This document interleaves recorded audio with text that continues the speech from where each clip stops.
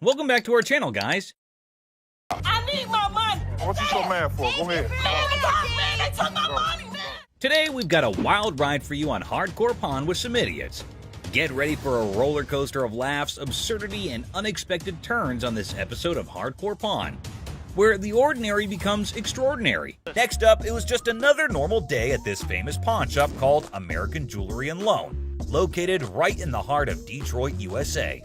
And in walks a customer ready to pick a fight with anyone that is about to come his way.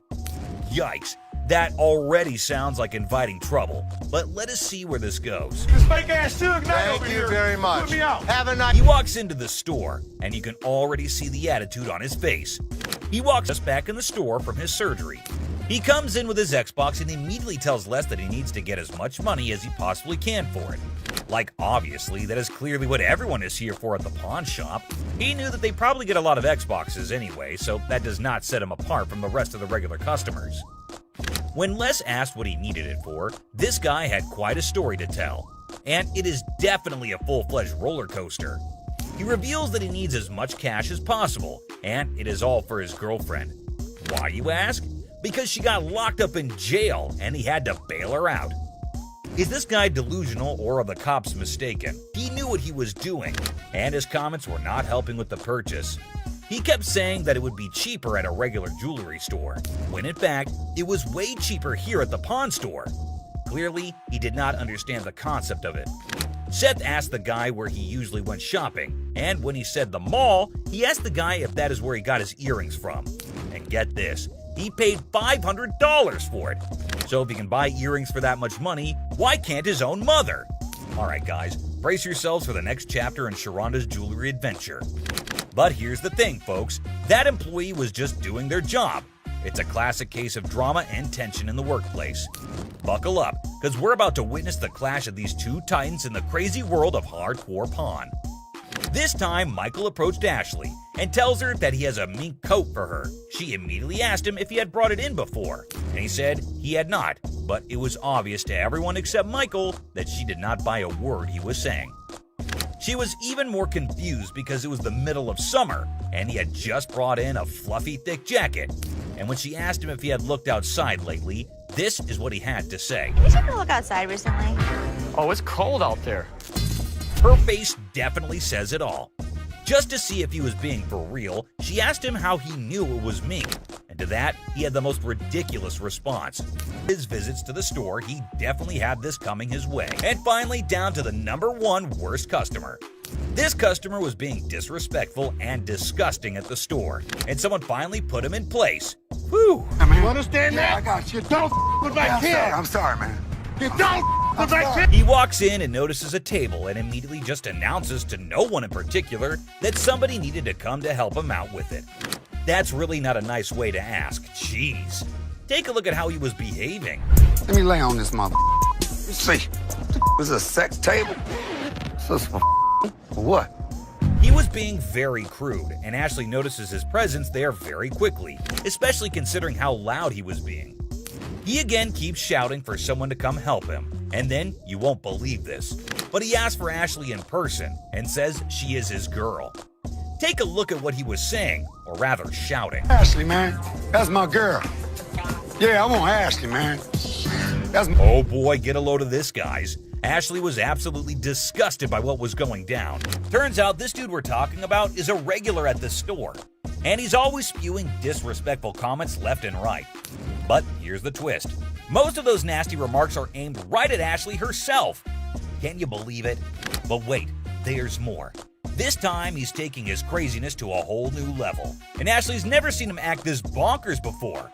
He asks her what the table cost, and when she tries to reply, he says something completely horrible that caught everyone's attention. What you want for this table, girl? That's actually... Get your ass over here and shut up. The moment she spots this guy on the table, she's like, "Yo, get off, dude." But he's not having it. He keeps telling her to shut up or get lost. That's when the bouncers step in, swooping in like superheroes to have her back in a flash. But here's the kicker, my friends. Even after all that, he still won't quit with the rudeness. He's talking down to her like he owns her or something. And let me tell you, she's beyond upset. She's furious at the way she's being treated just because she's a woman. Take a look at what he's doing in the store. Stop. No. No, you Shush. be quiet. Look, come this way, baby. Who do you Come think here, you sis. are to talk to me like Bro, that? if you let me, I'll be slapping. Yo, hold up, people. Leslie catches wind of all the chaos and rushes in to see what the heck is going down. And let me tell you, he's in for a major surprise. When he hears just how incredibly rude this guy is being, he straight up loses it. It's time for a full-on showdown. And let me tell you, this customer is in for a world of hurt. I mean, seriously, who would even try to mess with Leslie, especially in his own store? It's about to go down, my friends. Over how Look, I ain't you- even looking at this mother. Don't, Do you Who the think fuck you're you talking think, to, man? mother? Back up, Back man. up. Back Take up, my man. Leslie has reached his boiling point. He simply couldn't tolerate how this disrespectful dude was treating his own daughter anymore. Enough was enough, and he was ready to put a stop to this nonsense once and for all. Brace yourselves, because things are about to get real intense real fast. Without hesitation, he grabs the guy by the neck and firmly tells him to get the heck out of the store. And let me tell you, it's not gonna end peacefully. And that's a wrap, folks. We hope you enjoyed diving into the world of Hardcore Pawn and witnessing some of the absolute worst customers that have graced the shop. Just another day at the pawn shop where we've got a mix of decent customers and, well, some pretty pathetic ones. Take this guy, for example. He may seem all laid back, but is he really? What you got here? That's a watch my grandmother gave me. Wow, this dude received a watch from his grandma, which is pretty sweet, right? But here's the thing. He's convinced it's solid gold and expects a fat stack of cash for it. Well, let's hook him up with the amount he's hoping for. Let's find out. 500. The problem is the metal on it is just stainless steel. Well, the metal on it is just stainless steel, so that's disappointing. But how will this guy take it? Yeah, you see this discoloration on the side? No. You don't see the rose? Whoa, hold up. This dude just flat out rejected it without even taking a peek. Talk about a major red flag, am I right? Less than explain. In between the links were gold plated. The gold plating had rubbed off. The watch had no value. And then this guy's like, can I get someone else to check it out then? Because Les shut down his hopes of getting any cash. Whoa, okay, Mr. Expert. This dude is seriously not happy about it. Value. It does have value. How about your chain? You want to pawn me your chain? Anyway, being the sweetheart that he is, Les brings in another dude for a second opinion, just to be fair. But what happens next is totally mind-blowing and straight up disrespectful. Brace yourself for this one. It's gonna shock you. Does this bozo know what he's doing? Well, I wouldn't really call him names. Seriously, this dude needs to chill and get a grip. I mean, who does he even think he is? Anyway, from that point on, things started spiraling down, and honestly, it's for all the right reasons. 500. Nothing. Stop being a bitch. Now, Les ain't about to tolerate any disrespect, and nobody should. And this jerk is about to experience a dose of his own medicine. And let me tell you, it's not a pretty sight. Check out what Les has in store for him. Give me my mother. Man, come over here and pick this bitch. Oh man, this dude is about to get serious flipping off, I kid you not. You know what goes down with idiots like him? They're in for a rude awakening. You, get him here. Let's go, my man. Have a good day, sir. Have a good Gotta admit, that was seriously hilarious. What did Les have to lose? Nothing at all. But this guy, oh yeah, he got exactly what he deserved. The man just couldn't stop with the curses. sir. Let yourself out. Let yourself out. Oh, you think this was intense? Well, hold on tight because you haven't seen anything yet. Next customer is on a whole new level. She's got a necklace in her possession, so she's not showing up empty-handed. But here's the twist. She's actually here for Ashley, or something else. Could it be her sneaky way of striking a deal with the pawn shop? She's got a good personality, and she's so sweet. Oh, snap. That's the thing, guys. A lot of people pull off scams like this. And let me tell you, the way this woman starts behaving with Ashley is just downright bizarre and idiotic. But hey, let's not waste any more time on the theatrics and get down to business, shall we? Look that up. Yeah, I gotta give a price. I adore. Now Ashley's starting to feel a bit uneasy with this whole situation. It's not every day you encounter someone acting all creepy when you've never even met them before. And here's the kicker. This woman insists she's been here before. But wait till you hear what the system records actually reveal. And trust me, it's gonna be a shocker. I look her up in the system. She's never been here, right? I can't find her. Well, well, well. Are we really surprised here? This woman just can't seem to stop flirting with Ashley. But what really concerns him is her dishonesty. And let me tell you, her response to it is nothing short of idiotic, yet undeniably hilarious. We've got ourselves a real comedy act unfolding right in front of our eyes. So you lied to me? I do like you. No, you lied. Now, I can't help but wonder if she was just playing her cards to seal the deal, or if she genuinely had a thing for Ashley. Either way, she managed to strike a deal, and now she's out of Ashley's hair. Mission accomplished, I suppose, now back at the pawn shop. And this time, we have a surprise because we've got a whole cast of characters in here today. Check out this lady starting off all cheerful and friendly, saying hi to the folks at the front desk. But out of nowhere, she does a complete 180 and turns ice cold. What's her deal? Ringo. You lost this ring. This lady is all like, I totally came by here last month, I swear. But guess what? The computer ain't lying, my friends. The receptionist straight up told her that her precious ring is nowhere to be found. And you know what? It's on her. If she really cared about that ring, she should have shown up way sooner to claim it, but she didn't, so tough luck, I guess. You didn't bring it last month. You brought it 4 months ago. Now this lady is totally losing her marbles, you know? I mean, it's kind of dumb if you ask me. She should have just remembered where she left her stuff. But no. Instead, she's going off like some chatty old grandma, non-stop yapping about it. Give me my motherfucking ring and let me see a manager in this bitch. I'll get you a manager in this thing. Oh boy, we've got a real character on our hands here. This lady just won't accept any responsibility, I tell ya. Hey lady, newsflash. It's your job to remember, not his. This is where she's really taking the cake and acting like a complete idiot.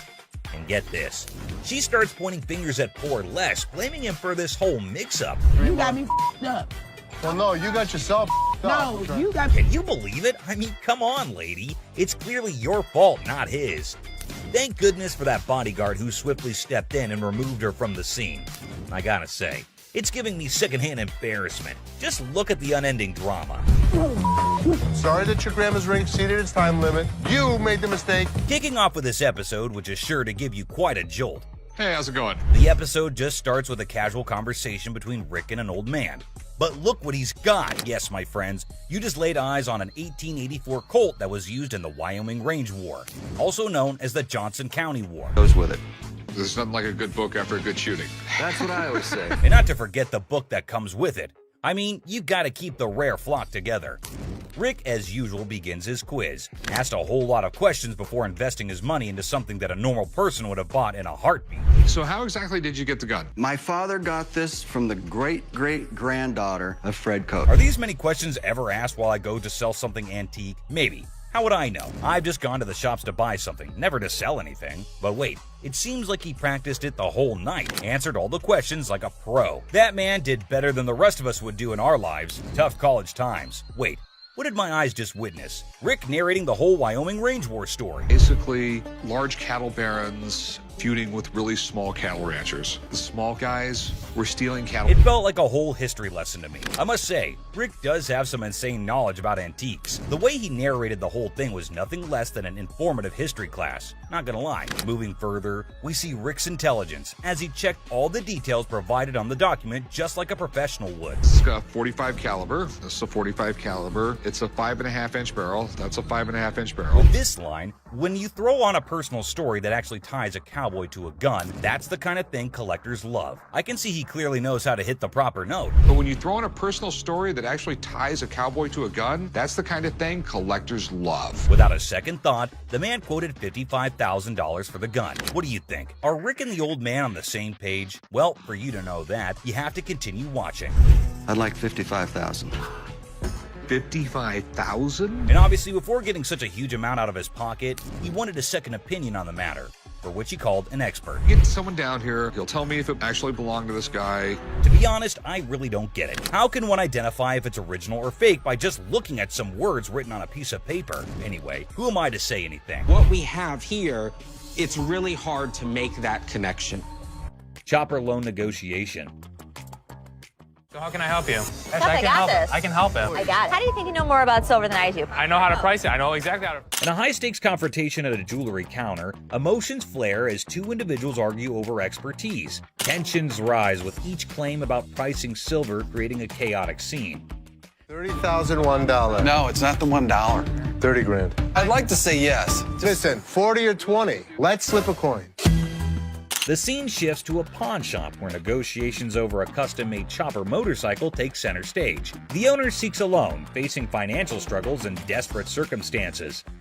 What are you doing? What you got? See if I can get a loan on my chopper. A 113 motor.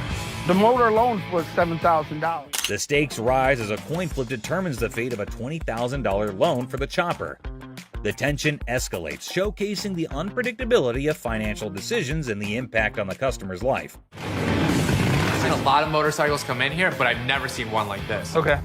I need about $10,000. The focus shifts to the custom chopper's specifications and sentimental value, highlighting the emotional connection due to the brothers' craftsmanship. The negotiation becomes a delicate balance of compassion and financial reality. On a loan, about $5,000. Paying off both, or I mean, 5,000. I'll go 5,500. all right. Deal. All right, we'll get change you the luck. 5,500. The episode concludes with a deal struck at $5,500 for the motorcycle. Despite falling short of the initial request, there's a glimmer of hope for the customer, bringing a mix of relief and uncertainty. Misguided price pursuit. You're the manager. I'm the man. You're not going to get it. The atmosphere intensifies as the women express their displeasure, demanding a prize from the machine. Bubble hockey. Bubble hockey. Detroit Classic. I'm thinking $2,500. How much did you pay for it 10 years ago? $3,500. A pawn shop encounter unfolds as a customer eyes a bubble hockey game. Negotiations kick off with the customer seeking $2,500, but the pawnbroker questions the value. Under $1,000. Maybe we work out a little game. Winner gets the price. 900 if you win, 500 if I win. Oh, can't do it. The negotiation continues with the pawnbroker proposing a lower price, suggesting a gaming duel to determine the final cost. The customer hesitates, seeking a higher amount. $100 out of this thing. 16 you win, 400 I win. All right, I win $1,600. The game begins and the customer dominates the bubble hockey match, securing a convincing victory. The pawnbroker acknowledges the expertise and adjusts the evaluation accordingly. Let's go. But I know I'm going to win this bet. These aren't those $1,200 ones? The conclusion sees the pawnbroker acknowledging the high value of the game, recognizing it as a genuine classic worth $2,500. The customer prepares to complete the transaction. Wrestling trunk triumph. We have a champion item for you today. I think I got your new bathing suit over here. I don't think that's my size or my style. The episode presents champion-level memorabilia, wrestling trunks worn by Titus O'Neil during Money in the Bank. Banter between the pawn shop staff sets a lighthearted tone. Well, these are wrestling trunks. Okay. Are they worth anything? So where did you guys get these? From a buddy of mine shortly after the show. Negotiations unfold as the seller details the trunk's origin, worn by Titus O'Neil and his college football background. Price discussions ensue, involving humor and strategic bargaining. Oh, how much are you looking to get? 1,800. Are they worth that? What do you think about 800? What about 14? Money at $1,000. Go for it. You have a deal. All right. The negotiation reaches a climax as Chumley proposes $800, leading to an amusing wrestling-themed banner. The final agreement settles at $1,000, and the seller agrees to the deal. Right. And you sure this is like real and everything? Yeah. But you're sure they're real? 110%. Concerns about authentication arise, with reassurance that the trunks are genuine. Rick, the pawn shop owner, decides to break even on the purchase and seeks dinner in return. I'm gonna go look at stuff I understand. I thought you might want to put this back in your collection. Absolutely. It was my first WWE Championship match, and I won the Tag Team Championship. Titus O'Neil makes a surprise entrance at the restaurant, sharing the backstory of the trunks and their historical significance. The emotional reunion adds a personal touch to the transaction. We bought them for $1,000, so if you just let me break even and give me dinner, I'm good. Got my little black bag and everything. Look at that. The episode concludes with Titus O'Neil expressing gratitude, and the pawn shop staff excitedly anticipates dinner. The atmosphere remains lighthearted, emphasizing the unique experiences of the pawn shop.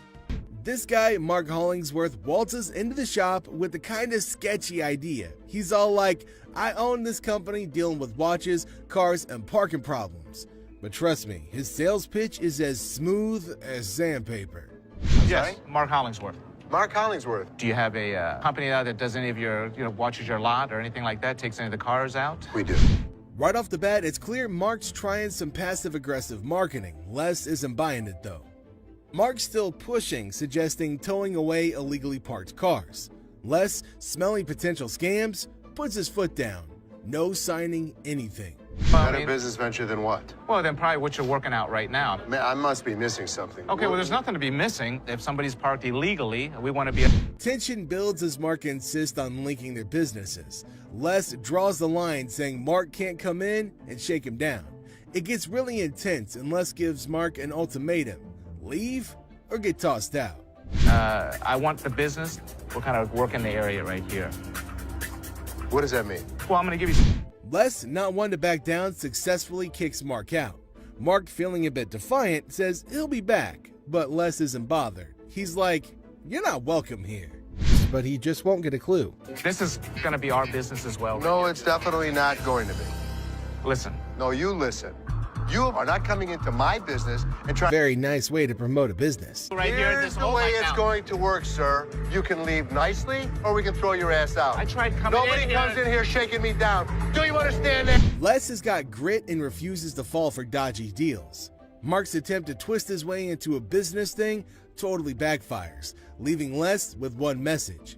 His pawn shop isn't a playground for shady schemes. I'm not leaving anywhere. Yeah, of course you're not. I'll be back in. All right, come on back. And him, and... Well, at least they managed to buckle up for this one. A dude storms in on a mission to find the perfect anniversary gift, a watch for his wife. It's their anniversary too. Sweet vibes, right? The next customer comes to the store in search of the perfect anniversary gift. I need to get a watch for my wife's anniversary. It's not your anniversary, too?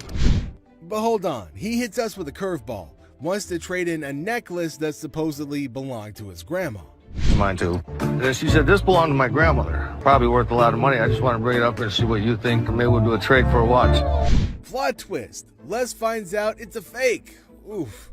But this dude still got game, pushing for that watch trade. When he discovers that the necklace he brought is fake. Well, do you really want me to tell you what I think? They're not real. But it was fake when it was made, and it's still fake. What are you going to give me for this? I want to trade for a watch. It's fake. I'm not interested. Les ain't fooled though. He's like, nah, that necklace is worth zilch.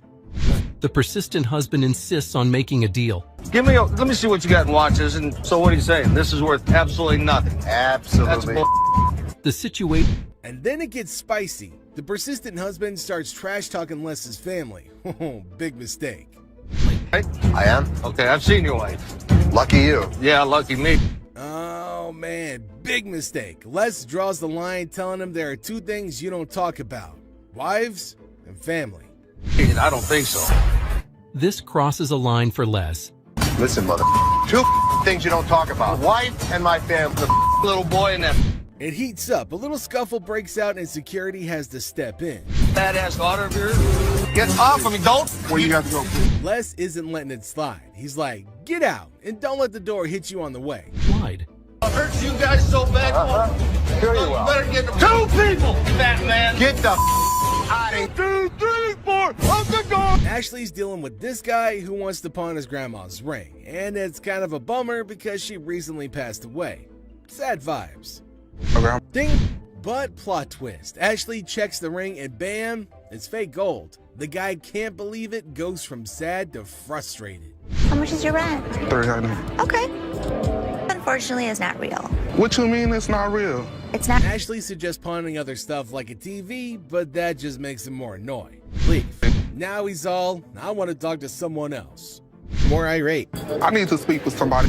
Big snuggle buddy Byron steps in, sense of trouble. The guy's getting more heated, and Byron's like, calm down, lower your voice. Then it gets crazy. The guy threatens Ashley. Byron's not having it, tells him to leave. But nope, the guy stays put. So Byron has to physically escort him out. Ashley and Byron are like the peacekeepers, dealing with the chaos and keeping the shop in order. Headed to threaten Ashley, an action that wasn't very well received. Bitch, I'll be back, bitch. Look around, mother. You talking that? Now get the hell out of here. This woman can't believe her diamonds are actually not diamonds. If you like seeing angry senior citizens, then this grandma's got you covered like a quilt. So, I'm here to sell my yays and stuff. Okay. Cartier. I paid $5,300. For these? Yeah, I overpaid. They're fashion designer glasses. Really cool gold diamonds. For those particular frames, there's a huge demand, but not for that price. How much you want for these? The lowest I'll take probably like 44. All right, give me 35. You give me 35? 1,000. What you mean? You making too much money now. I sell this stuff cheap, man. Look, I ain't pay 1,000 for these. I know feel you me? didn't. I can feel you. Well, dang, you don't feel me, you know what I mean? I can feel you. You see how he talking? Talking like a kid and You don't know who the I Man, am. You don't know where the I was raised. Like and I you're just said, talking. Well, flat out, man. I ain't leaving, dog. Come on, baby. Young buck. What's up, baby? Man, we out. You on that petty shit, dog. That petty ass money you offering. That's why ain't nobody with y'all. You feel me? I feel you. Les is offered a cool pair of glasses, but he knows they're not cool enough to be worth what the customer's asking. The customer doesn't take the news well at all. Campus deal. Buckle up the antiques, guys. We have a man who's brought in a piece of the Victorian century to sell at the pawn shop. Get ready for a blast from the past. Refrigerator. Well, a refrigerator. Now that's one way to stay cool in a store. What the are you doing? I was checking out this refrigerator. Our fella takes refrigerator admiration to the next level. Thinking about buying. Don't you normally check it out by looking at it? Fake diamonds. This thrilling episode of Hardcore Pawn features a woman claiming her niece gifted her some earrings from their store. Oh, let the drama begin. It was like a verbal storm. As far as her reaction goes, well, let's just say it was quite the showstopper. Let's see how Ashley handled the situation. Con artist. Buckle up for this one. An overconfident individual walks in claiming to have big cash to buy something. His grand entrance sets the tone for this bizarre encounter. Let me see this one right here. This one right here. That's platinum. Yeah, I like that one. Oh, now this is real nice right here. I think I could look good when I go out with this. That one's sharp. How much is this one right here? $5.99. Hold down, baby. Hold on, folks, because this is one decides to venture into the pawn shop. But little did she know what awaited her there. I was kind of looking at some of these watches. Okay. Where the hell is my phone? Something wrong? Yeah, my phone. I just let my... However, did you see her put a phone there? Not me. I ain't crazy. Damn it, I just let my phone there. To take cover. When you start attacking another customer in the store, you have got to get out. He put up the receipt and showed it to Les and accused him of cheating and stealing from the women and taking their expensive ring. But Les was cool and controlled his anger. Whoever produced this ticket didn't understand. That is some bull. It may be bull, but that's the truth. I don't know how I got mixed up. But there's the game-changing point. Les, after listening to him, explained that he will reveal the truth now by showing the real receipt that they had. He went and came back with real receipts that they've been giving to the customers. There, he spotted major differences. He notified him of the major changes and started harassing both of them and started using personal attacks. They were all arguing amongst themselves. Pretty crazy. The attorney went back as he can't do anything for the ladies. How are you? I'm doing okay. What can I help you with? Either trying to get a loan on it or you guys can buy it. Trying to sell it for maybe like $150. $50. Why is it $50? What the customer's looking to offload. The girl, blissfully unaware of the purse's actual value, confidently suggests a price that's almost a steal. It costs way more than Okay, but I'm not going to pay you for the amount that you think it's worth because it's stained. This is not one of the newer ones. This is not this season. I know about purses. It was torn. It was stained. It's not. Pay $50. So they didn't say it wasn't worth.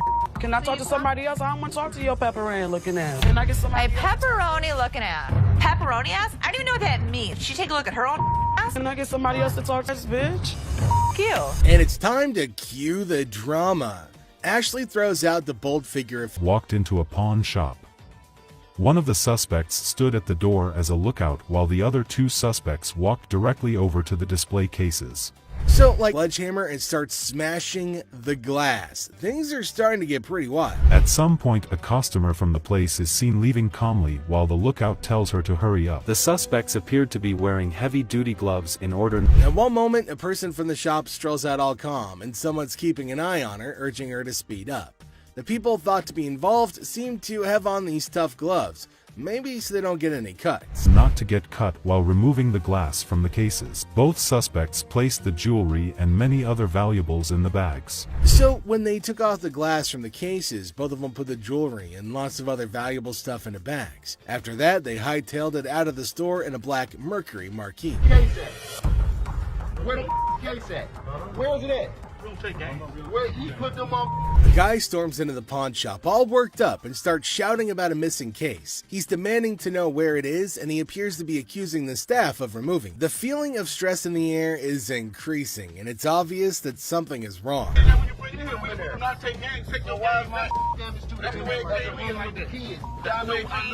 gonna act like I ain't got no sense?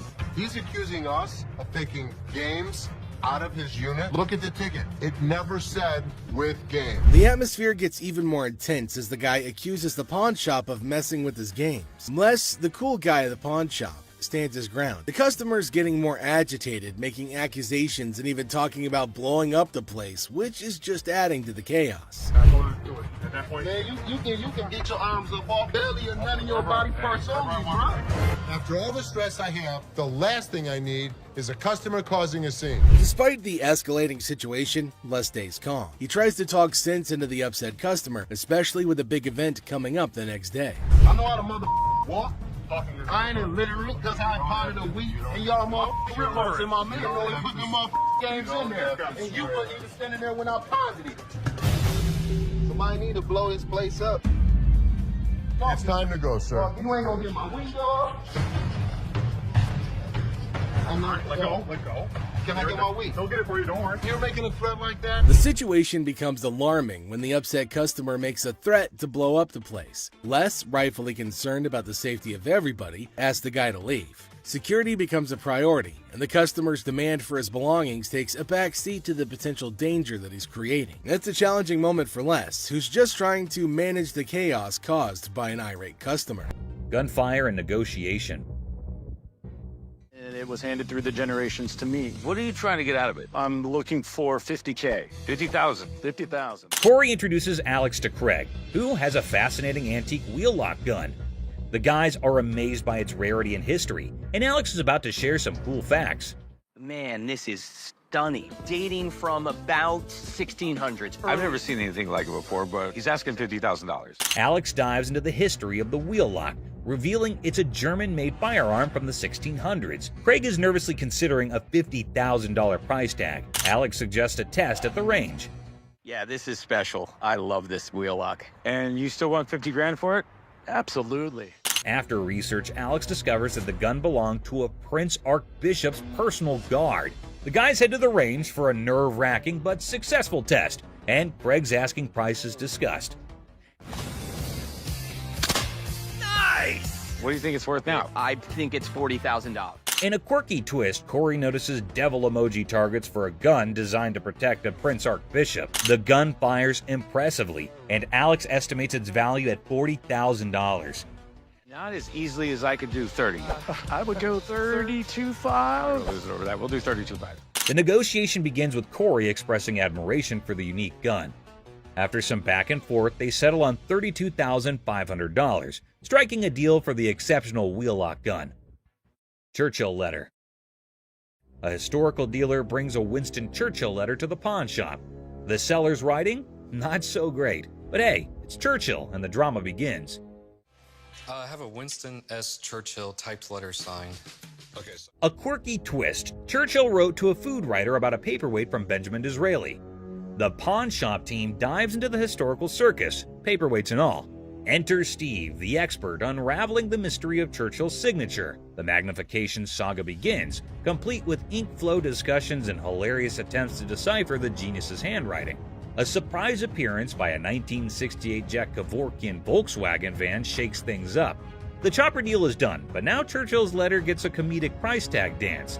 Negotiations, magnifications, and laughs galore. The thing I do like about this is it's got the writing on it, and I would put the value at the high end of that scope, so probably about $1,500. The final act, the pawn shop owner, a smooth talker, bargains down to $1,200. The deals are sealed and everyone heads off with laughs, paperweights, and probably a newfound appreciation for historical handwriting challenges. I think 1,200 sounds good. All right, it's a deal. Thank you, Mr. Harrison. Meet you right over there. We'll do some paperwork. Goofball. Our tale kicks off with a grinning goofball strutting into a watch shop, exuding joy like he just hit the jackpot. His guest snagged the ultimate timepiece. The shop's proprietor, eyes sparkling with mischief, unveils a watch that could outshine Big Ben. Our hero, wide-eyed like a kid in a candy store, marvels, wow, treating it like a time-traveling marvel. But oh snap, it's tagged at a hefty $75. Cold, hard cash, not Monopoly money. Undeterred, our bold hero eyeballs another watch, a jaw-dropping $599. His face? Priceless shock. Unfazed, he blurts, "Yes, I want it!" Then comes the knee slapper. He pulls out a crumbled $2 bill. The shopkeeper holds back laughter, educates him. "That's $2,000, sir." It's a $2 bill. Okay, and it's worth $2,000. You can practically see the gears in the guy's noggin spinning, desperately seeking a way out. "Anyone up for a cash exchange?" he suggests, madness twinkling in his eyes. The shopkeeper, smelling trouble, hesitates, perhaps a financial genius or a victim of too many cartoons. In a wild finale, our hero, with a mischievous grin, hurls absurd insults like, "You're chunky with a giraffe-like neck." The bewildered shopkeeper calls in the guard. Enter the guard, booting out the funny guy, leaving the shop in stitches. Have a good day. Big Mouth is hungry. Unexpected drama. Strap in for a wild pawn shop ride. A lady steals the spotlight, but surprise, Mr. Sneaky tiptoes in for a bear hug, sparking unexpected drama. Gasps echo as the leading lady jumps, but it's just a playful fella.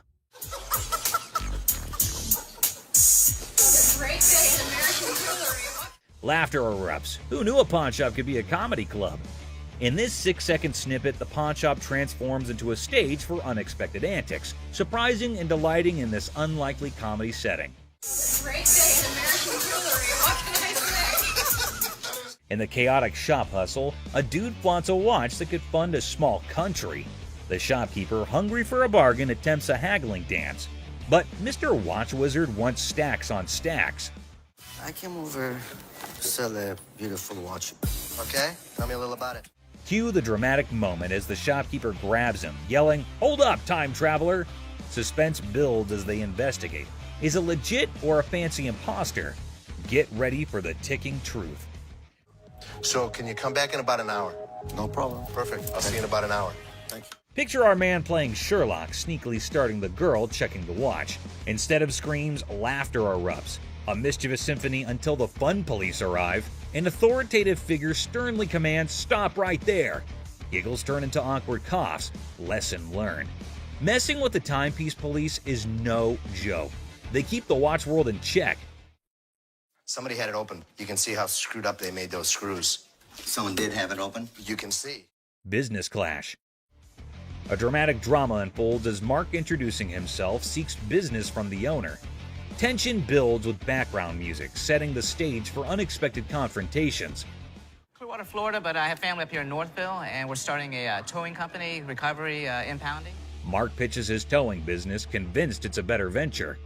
The owner, unimpressed, rejects the offer, leading to a clash of perspectives and business philosophies. Well, things happen. We don't have that problem because we have fences around the building. The owner dismisses Mark's proposal, asserting control over his domain. Well, I'm going to give you some paperwork to sign. I wouldn't sign anything because I don't need your services. The comedy irony emerges as Mark persists, unaware of the futility of his attempts to sway the determined owner. The owner bluntly shuts down Mark's pitch, labeling it a shakedown. Listen. No, you listen. You are not coming into my business and trying to shake me down. The dialogue becomes increasingly heated, with the owner refusing to entertain the supposed business opportunity. What would you call it? I call it a business opportunity. I'm not interested. Mark's exit is met with firm warnings from the owner. The situation ends humorously with a comment on Mark's nice car, injecting a light note after intense confrontations. I'll be back. If I were you, I wouldn't come back. Whatever. We've got next will blow your mind. So it's just another day dealing with annoyed customers. This lady was supposedly waiting for 2 hours, or so she said.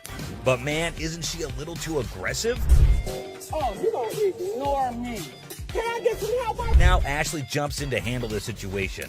But this lady won't even let Ashley speak for a single minute. Such a big mouth. You need some better help up in here. I've been standing here going on almost 2 hours. This lady just won't quit shouting. And to be honest, Ashley is so done with it. But you won't believe what this customer does next. It's seriously shocking. Because he told me. Excuse me. Seriously, what kind of lady does that? I get that she's mad, but why resort to getting physical when the manager is talking calmly too? Well, Les totally turned her down because it's just not worth that much. And this lady couldn't handle it, I suppose. You won't believe what she does next. Seriously shocking stuff. This customer walks in claiming she's here to get back the stuff she pawned off. But guess what? Buy. Not pawn. They were buy. Turns out she didn't pawn anything. She straight up sold it off. Man, this lady is clueless. She doesn't have her ticket and she expects someone to help her out? Seth tries to intervene, but it's pointless because this woman just can't grasp the fact that without the ticket, there's nothing anyone can do. If you bring me the ticket, I'll be more than happy to take care of it for you. I need my... Show me the ticket. I don't have my ticket. Now she's all paranoid, thinking people are trying to deceive her, and she's planning to take matters into her own hands. Uh-oh, that can't end well. At this point, it's best to just walk away, lady. Phone call. A little phone call? Be up here to handle y'all mother. Who you having? This lady is refusing to leave until her brother shows up to give the pawn shop owners a beating. How messed up is that? Seriously, this woman needs to just shut up. Better be ready. For what? Because my brother's gonna come up here and handle it. Thing, you're a thief. I mean, look up in the dictionary. That's what it means. Bad parenting. The pawn shop door swings open, and a furious mother charges in like a bull in a china shop, demanding to know if her daughter sold her precious ring here. How you gonna sit here and tell me you told me you brought it here, right? Yeah. It best be here. I don't have it. Now what we gonna do? There's nothing what I can do. What the hell we gonna do? Because I need my Nothing I can do. Don't I have to have my her mother. I want my ring. Not a good impression anyway. To defuse the chaos, Ashley stepped up. Let's see if it helped or not. You took your grandma's ring. Yes. And you pawned it. When? The day before yesterday. Okay, so where's your ticket? I don't have Okay, it. so let me ask you a question as a mother. Did you press charges against your daughter for being a thief? I'm not pressing no charges against my daughter. Then you can't get it No, back. no. Get a grip on yourself, Mommy. The woman just won't listen to anyone. Man, where do such people come from? No wonder her daughter's acting the way she is. I came in here to try to resolve the situation. But yeah, you want to Get out. No. Hey, get off him. You better figure out some way to get your mom's ring back. Watch when I get your ass home. Now see, now you got labeled as a thief. Coin thief. Ooh, there's a new player in the game if you want to avoid glitter and dancing. But anyway, this punk got mad, and here's what happened next. Want to go out for the pass? Here comes a young man eager to make a deal at the shop. A young man comes into the shop. He's waving something around, claiming he wants at least $100 for it.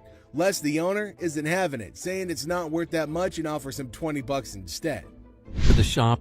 I'm trying to see how much I can get for this. I'm trying to get at least $100 for it. $100? Yeah. I won't even be able to sell it for near that. So how much can you give me, man? $20? The young man is not thrilled, insisting he needs at least $100. I need my money. I'm gonna need at least $100 for this. You paid $200 for that, I overheard? I'll sell you like 4 of them for less than that. Why would I want to bow? I'm trying to get... Tempers start rising and he's yelling for more staff, demanding to see a manager ASAP. Les, sensing the commotion, steps in. Dollar! Why is there more staff out here? Get some help. I've been waiting for an hour. I need to see a manager right now. The situation escalates quickly as the young man disrespects Les, calling him old man. On. What the you gonna do, old man? Who you calling? This sets Les off, and in a moment of rage, something regrettable happens. Les takes charge, telling the young man it's time to go, and the drama unfolds. Thing he will regret later. Who the you calling him? Really, mother? I got this. I got it.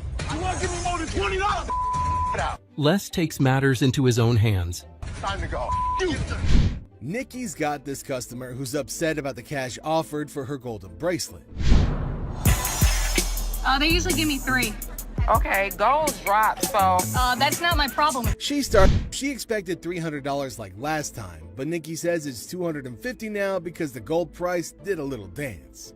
She started clamoring for a manager over and over, like that was gonna solve anything. I want to speak to your manager. What price did you give her? $250. And you need how much? 3. Okay. Just because the price of gold is going down, that's... Now, this customer isn't having it. She's like, I want a manager. But surprise, Ashley steps in. Not a manager, but trying to explain the gold market. The customer's having none of it and wants that extra $50. You're not understanding. No, I want my $50. The extra $50. If you want No, give me my extra $50. Come on! Since it's clear she won't be getting the amount she was hoping for, she decides when she realizes that bonus cash isn't happening, the customer flips the script, blaming the gold price drop for her unhappiness. She's dead set on getting her money despite market facts. Hey. Gold has gone down. Give me my money. Serious? Yeah, you had to bring him around because you... But Nikki's had enough of the drama. She tells the customer to hit the road, saying disruptive behavior isn't cool, and well, she's not welcome anymore. Customers out, never to return. Here. Have a good day and walk I ain't never outside. coming back to this store. You ain't big. Have a good day. Have a good You day. ain't big. I will rob you. Have a good A young man from Dallas walks in, all proud of the watch that his grandma gave him, thinking is worth $500. But Les takes a look and points out some issues, saying it's not worth much. A man from Dallas walks in. What you got here? That's the watch my grandmother gave me. And how much did you want? I'm trying to get 5. The guy's not having it. He wants to talk to someone who knows their stuff. Yeah, you see this discoloration on the side? No. Rose color metal in there, looks like copper. I see gold. But it's not gold. I wouldn't be able to take it. Can't give me nothing. Les tries to reassure him, but things go south. The guy's all frustrated, claiming his watch is worth $500, demanding to talk to the jeweler. Sorry. Can I talk to somebody that knows what they're doing? You can talk to me. Les, you're both me, man. I have to get home, man, this week. I understand that, but it's got no value. It does have value. Things begin to go south. This is a bunch of bull, man. I want to pawn my watch that's worth $500. Let me have you talk to my jeweler. Now, when the jeweler says it's basically worthless, things get wild. The guy goes off, and before you know it, he's getting escorted outside unceremoniously. Well, this guy's been in the jewelry business all of his life. He wants a $500 loan on a watch. What can you do with it? What are we doing? Well, I wouldn't really call him names. We're not calling you any names. Outside, he's still fuming, dropping some colorful words. It's a full-blown scene at the pawn shop. The guy wants his watch back, but Les isn't having it. Nothing. Stop being a bitch. This is the worst pawn shop in the city. It's a piece of dude. Give me my mother, man. Come over here and pick this bitch up. Yo, get him here. Let's go, my man. Go, give me my buddy. Hands up. Yes, sir. Yo. 50 grand? 30. One time. 50. 30. I'm not going to do it. All right. A really awesome electric guitar with just 15 of its kind out there. A customer with some not-so-real stones to sell. A souped-up truck with a twist rolls in for sale. A bedazzled watch full of diamonds crosses paths with Les. Goons try to cheat Les out of paintings and some cold hard cash. And several vintage guitars come up for sale. These are times when rare items showed up on Hardcore Pawn. To start it all off, we've got this customer who brought in a set of stones her grandmother stashed away, hoping she can sell it to finance the said grandmother's funeral. Crystal, very nice to meet you. Crystal, I'm This is Ashley. How you doing, Ashley? Hi, how are So, you? what you got? I have these bag of stones that I found out of my grandmother's house. She just passed not too long ago. Oh, really? I'm sorry. Since they look so much like glass and felt like it too, Ashley felt the whole endeavor was practically hopeless. And if the decision were up to her, she probably would have turned the lady away immediately. I really don't want to give these away because Right. I wanted them myself. But, I mean, I have to do what I have to do. Come back in a few hours. I'll let you know what they are and how much they're worth. Because if it's just glass, I mean, I'll try to help you as much as we can. Right. Ashley tried to table her concerns about the gems to her father, who refused to listen since he thought otherwise. Dad, What? this is a waste of time. This could be costume jewelry. Yeah, it could be, but I think some of these are real. I'm gonna show it to Bob. He'll make the final call. So this woman with these stones is coming back. Okay. Do me a favor. Appraise them. Tell me what they are. With a gemologist there to help, Les could pursue the feeling he's got about the crystals without having to outsource and waste more time in the process. Holy, oh my God. What is it? Check it out. Holy. Although some of the gems turn out to be fake, it seemed that they've managed to find themselves a true rare gem out of the lot. I don't even know how to break this news. This sponge right here is glass. This is a Burmese ruby. So we'll be able to give you $10,000. This definitely wouldn't have happened if Les had listened to Ashley. Fortunately for the lady, Les was quite insistent. If not, things could have taken another turn. Oh my God, are you serious? Congratulations. Thank you. Thank you. So much. Thank you. This customer rolled in with a very awesome looking car from a company that could only make just 15 of it before they eventually went under. Oh, wow. What do we got? This is a 1981 Bradley GT Type 2 electric. It's vintage and it's definitely rare, but Seth couldn't help but get pretty concerned about it due to the little scrapes and scratches that he found on the machine. And another cause for concern would be any potential part damage from usage. Wear on it. Like, how would you even find replacement parts for it? Well, actually, the chassis parts are all Volkswagen, easily replaced. I'm a huge car buff. This is the Motor City. So when a customer comes in with a 1981 Bradley electric car, it's going to pique my curiosity. After a very thorough search on the internet, Seth found out the car was actually as rare as the man said it was. The only issue, though, is the fact that it's worth next to nothing. There's only 50 ever created, right? So I can appreciate the fact that you want $50,000 for it. The one that I saw selling was under $10K. There's no way the seller's going to take that deal unless he's in dire need of money. So it just seems as if Seth is trying to chase him off. Yeah, I just can't do that. Yeah, no, it's a cool car. Yeah. It's tough. It's tough. So, Appreciate it. Thank you very it. much. Yep. The store has had a lot of rare vehicles brought in, but this truck is definitely one of the coolest, if not the best yet. How you doing? Nice to see you. Wow-wee. That's the biggest truck I have ever seen. It'll be a thrill to take a ride in this beautiful behemoth, so it's quite easy to understand how Les and Seth were feeling as they got to ride in the truck. What makes it kind of fun is you can always play with the steering on it. Then you can freak people out going sideways. Oh, geez. Awesome. The extra controls out back was just too cool to be true, and Seth wanted to do the honors by testing it out himself. Turn. Let's go. Yeah, he's good. I'm good. Whoa! As they settled in to negotiate on the price of the truck, it was quite obvious that the truck would be worth a back-bending amount. Real costs, the painting. So 70 grand wouldn't buy it. No, sorry. 80.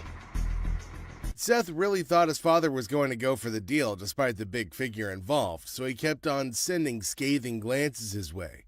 Thankfully, Les managed to pick up on the cue. I would love to drive it in the winter. I would love to drive it in the summer. I'd like to drive it in the spring. I'd like to drive it in the fall. 90 grand. 95, we'll do it. Come on, let's go. The truck might be super nice to have and ride around in, but to sell it might be really difficult to do. After all, there's no way anyone would actually think to waste that amount on a ride unless they're super rich. The way to do business is to invest in stuff. Yeah, but you're investing in something that you thought was cool, not something that we can actually make some money on. Seth, it's cool. There's no doubt about it. This customer brought in a really nice high-end watch that he's got that's been completely bedazzled with numerous tiny diamonds. Beautiful watch. Okay, tell me a little about it. Well, I traded this watch about 2.5, 3 months ago. Very high-end watch. How much did you want for it, sir? I would like to get 36,000. It looks nice and all, but Les felt there was something wrong when he noticed the state of some of the parts of the watch and how worn out it was. Okay. We get a lot of counterfeits around. So can you come back in about an hour? No problem. Perfect. I'll see you in about an hour. Thank you. To confirm if this deal is worth taking, Les scheduled a meeting with the man for later, using the time he's been afforded to get it checked out. Tell me. Somebody had it open. You can see how screwed up they made those screws. 9954. Okay? Do me a favor. Tell me if the watch is counterfeit.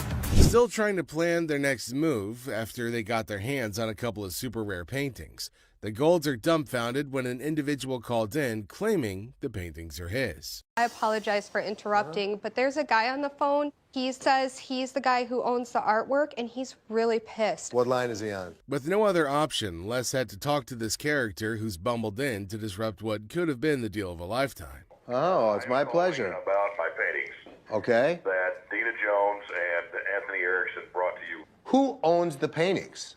I do. The guys who brought the painting went even further with the whole scam by making up stories in their bid to convince the man. So, Do you know Dina from past dealings? never. Well, they've lied to me and told me you knew her dad. The owners of the property. $425,000. Let me stop you right there for just a second and tell you the number that you just quoted me is a different number than what they've quoted me. There's no way he stopped there too. The only reason they came up with the entire scheme was so that they could get more money off of the deal. Of course, Les was about to find out how much that is. I don't know anything about art. This Okay. came to me in a lot. Okay. Okay. All the information that I have is what I've researched personally and the documentation that they brought up with you. There's no way Les would let this great opportunity slip past him, so he decided to ask if the deal was still on or not. Would you be willing to fly to Detroit for the day if we picked up the airfare? Absolutely, sir. I'm sorry that it started out this way, but You know what? I don't care how it starts as long as it ends on a positive note. Nothing says rarer than first-generation items from a popular line, and this guitar could be counted as one of the rarest of its kind. I got something I want to show you. This is the 1930s, one of the first lap stills that came out from Rickenbacker. Rickenbacker made some of the first electric guitars. Okay. Karen was genuinely interested in seeing the guy playing it, and Les wanted to see if the guitar was even functioning properly, so they let him have a go at it. I really want to see you play it. Give it all you got.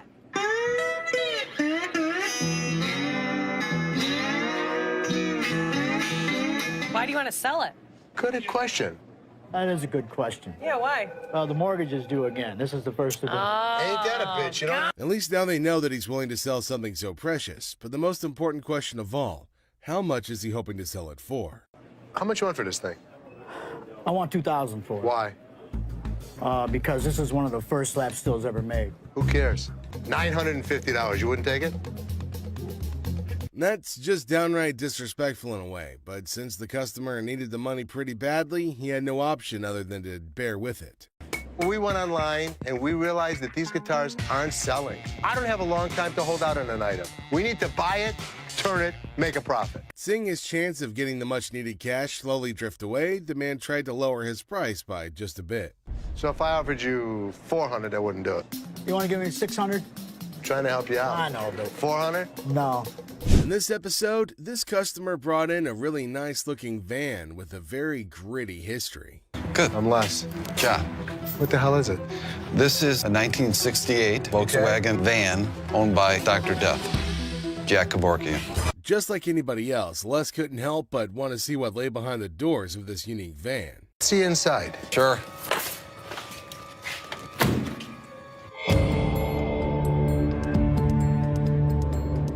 Well, you either love it or hate it. But I love it. This is definitely a piece of Detroit. He's asking for something within the hundreds of thousands range, and despite this van being a museum-quality item, that's just too expensive. Les has to think deeply to know if he wants to take this very risky step or not. What a find. This could be huge, but I want a second opinion to cover my bases. A little creepy, huh? I think it's cool. There's no question it's cool. How much are you looking for? 6 figures. And now they've encountered the hurdle that had their father running back in to inform them about the deal. So 10,000 ain't gonna buy it. No, I'm in the 6-figure range. 20 grand? No. His persistence seemed to have worked out as hoped, since the seller has decided to lessen the price for the vehicle, and by a great margin, too. 50 grand? 30. One time. 50. 30. I'm not gonna do it. All right. Faced with crushing bills and without the means to pay them, this lady and her son had no choice but to bring these precious guitars in their possession. You all got them. These were my great uncle's guitars. So, these were your uncles? Yes. With tears in her eyes, the woman seemed quite reluctant to hand it over. After all, it's something she got from a deceased family member. But faced with a choice of either losing their house or keeping these items, it's obvious which option that she would choose. How much do you need? $3,500 would put our bills intact. I'm sorry. No, you're all right. You're all right. Whoever had them enjoyed them. After checking the guitar out himself, without preliminary knowledge whatsoever, he knew this guitar was definitely something nice, and since Les wasn't around, all he could do was offer within the limit and hope for the best. 18? 18 of you. Okay. You seem happy. This man brought in his 1972 Cadillac, hoping he could get something for it after years of having had it in his possession. How you doing? Hiya. What brings you in? I'm here to sell my 1972 Cadillac Eldorado. Seth tried to check the interior of the car, only to discover it isn't exactly as broken in as he said it was. Is the car breaking? Oh, no. It's falling apart. Yeah, no, don't do that. No, it's old. Look. Barely broken in. Look at that color. The guy's just trying too hard at this point, but smells and the like can be fixed later. But is everything okay with the engine? How much are you looking for? $23,000. Really? Why? This car is an award winner. Yeah. The car is definitely unique, but from the supposed smell and all, it's just too much work to actually get something for that price that'll still cost more money in order to get it to tip-top shape. You know, bud, we're actually not interested. Are you interested? I mean, standing this far back, I smell it. I'm sorry. I can't sell something like this. Sorry about that. We bet the staff at the pawn shop love their job, if for nothing else, at least for the drama that happens every day. Now, this is one funny scenario. A friend escorts her friend to the pawn shop only to realize that the laptop her friend wants to sell was stolen from her. Everyone is confused as the two friends who came together get into a fight. What the hell? You mean to tell me you don't stole my damn laptop and I don't blame them damn kids for this damn laptop or this damn... Take my laptop. Oh, well, whatever. I think that these women were fighting. Now, these women are causing a scene, but they don't care at all. At least the fight's not against the staff of the pawn shop, so Les isn't bothered at all. Just when Les was about to hear the full gist, the friend who successfully got her laptop back came back for a rematch. Les is standing looking lost. My laptop. You walk your punk ass home, bitch. You had my laptop all this time, and I'm thinking these still getting that my... The funniest part of it is that the friend who threw things missed them all. She could steal her friend's laptop, but she can't even throw a can at a target? Now, on second thought, this lady's audacity is pretty insane. Did she think that her friend wouldn't notice that it's her laptop, or her friend would just stand there and watch her sell it? I think that these women were fighting over a laptop. You know what? We ain't even friends no more. You don't come to my house. At least they weren't yelling at us. Little bony ass bitch. Walk home. Get money, bitch. Walk home. Walk home. The man walks in with a unique Native American artifact, and Seth loves it. Things go south when the seller uses Ashley's joke on her. Now, Ashley doesn't like it, and Seth isn't helping matters either. The problem is that Ashley is too emotional to be a businesswoman sometimes. So, the pawn shop loses an artifact because of an innocent joke that was even apologized for. And to think that Ashley started it makes it even more ridiculous. Doing? How you doing? Got a few Native American artifacts here for you. This is a tomahawk right here. This is the war club. Resembles you, doesn't it? It's closer to you. It is, right? It's the same color hair. 90 bucks? No, actually, I'm not interested. He was rude, Seth. He was just joking. He was not joking. My sister takes things way too personally. He was rude. Why do these guys think they're entitled to money from the pawn shop? Like, there's no law that forces the pawn shop to buy an item from them. I'm just looking for a couple dollars, you know what I'm saying? To be honest, I don't think we're gonna take them, brother. You say what? We're not interested. American jury. Where the is the loan at? Don't try to stare me down either, cause y'all gotta close. This mother thought he was a badass. As you can see, I'm a badass. They say to be confident when making an offer, but this guy took his confidence freaking overboard. What part of Les does not need his services does Mark not understand? Do you have a company out that does any of your, watches your lot or anything like that, takes any of the cars out? We do. Okay, how's that working out for you? It's working out great. I'd like the opportunity to maybe go over some paperwork with you. We don't have that problem because we have fences around the building. Well, we've done a couple other business around here. I don't think you're understanding what I'm saying. This is gonna be our business as well. No, it's definitely not going to be. I'm not interested. You old man, you and you guys are running this sale right here at this whole Here's the way night it's now. going to work, sir. You can leave nicely, or we can throw your ass out. First thing in the morning, and this customer just decided he wanted to mess with Les. What the hell's going on? Hey, man, I need some money. I got kicked out. My mama kicked me out last night. Les saw him when he picked up all those items before bringing it over to meet, so he definitely thinks he could take Les for a fool. Where did you really get it? My mom's basement. Tell me where you really got the vacuum. My mom's basement, man. Where do you think I got it from, fool? With how bold this guy's being, even going as far as insulting him, Les couldn't help but get even more furious than he already was. You think I'm that stupid that I didn't see you pull the off the floor? You, what are you gonna do? What are you gonna do about it, bald-headed? It's hard to believe Les actually let him stay that long. Normally, his security personnel would have yeeted the piece of crap out on the lot. Get out of my store. You understand what I just said? What are you gonna do if I don't? Do it. Keep walking, buddy. Well, he screwed around and he found out the hard way. Bet he's not going to think about doing that again anytime soon. You start dealing with this particular crazy lady, and there's no way she's going to turn back now. Follow me no more. I won't come back in this bitch. All the motherfucking times I've been coming in here giving y'all my motherfucking and this is how I'm getting treated, y'all. Les gets this customer who's trying to sell a watch she apparently won this one, all right? After reading through one of their ads, this lady came over to make a very odd inquiry. I was trying to find out because your sign was saying that I can get 30 days of free cash. Well, she read all right, but she didn't quite understand it at all. The customer came in hoping to pawn his rosary, claiming it was an antique. It's been passed down from generation to generation to generation. Now it's mine, and I'm trying to put you in the game with this crystal. Just because it's old doesn't make it a really valuable item, but it seems this man doesn't want to acknowledge that at all. So, how much can I get? Well, you can't get anything.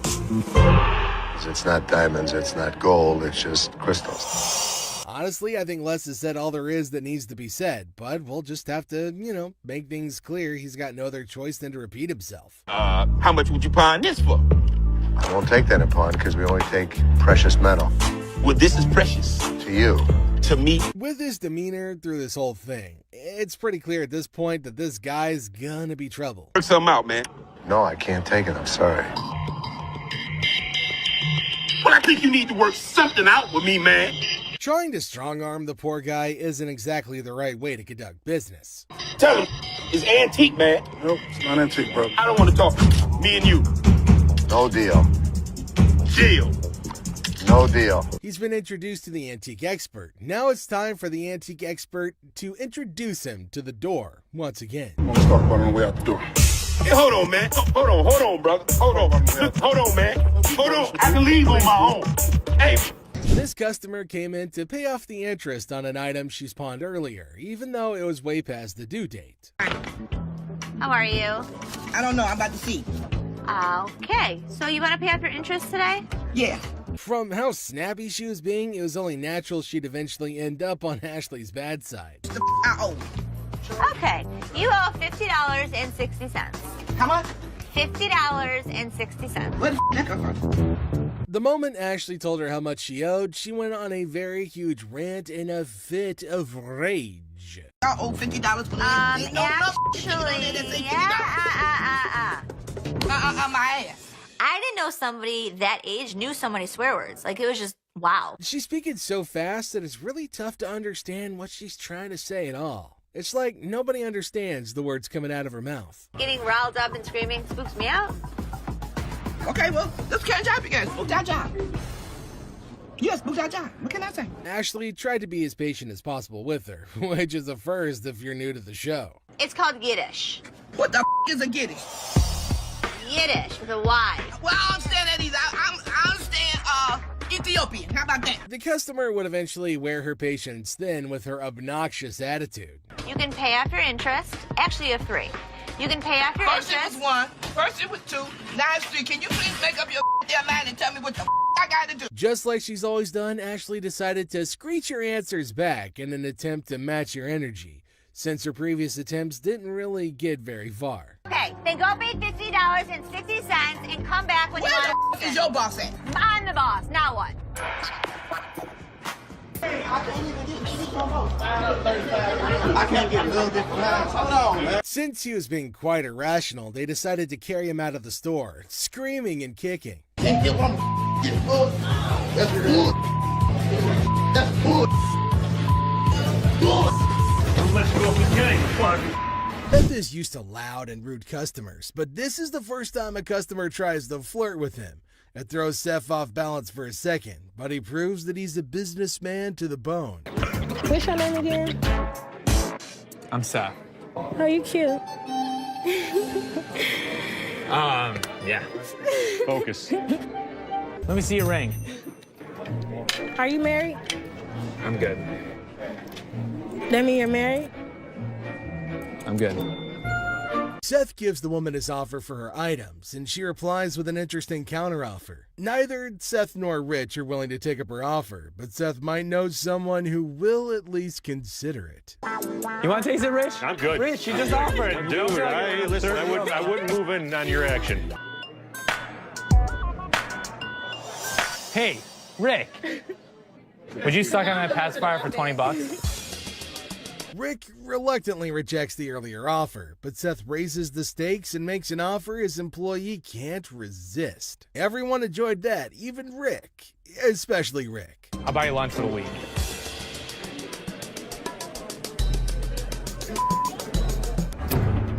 Ready?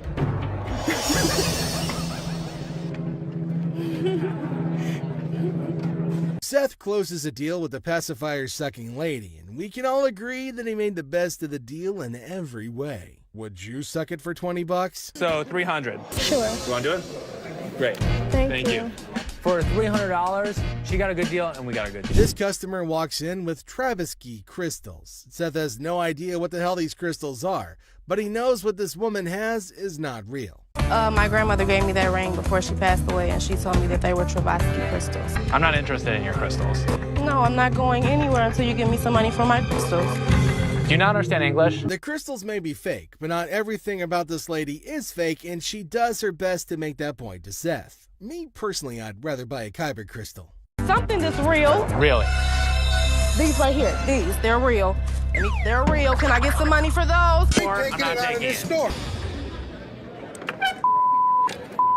Have a good day. Usually, things calm down once the noisy customers are thrown out, but this time it gets even more chaotic. We're even treated to an unexpected showdown. I did not drop it on accident, man. I didn't break it.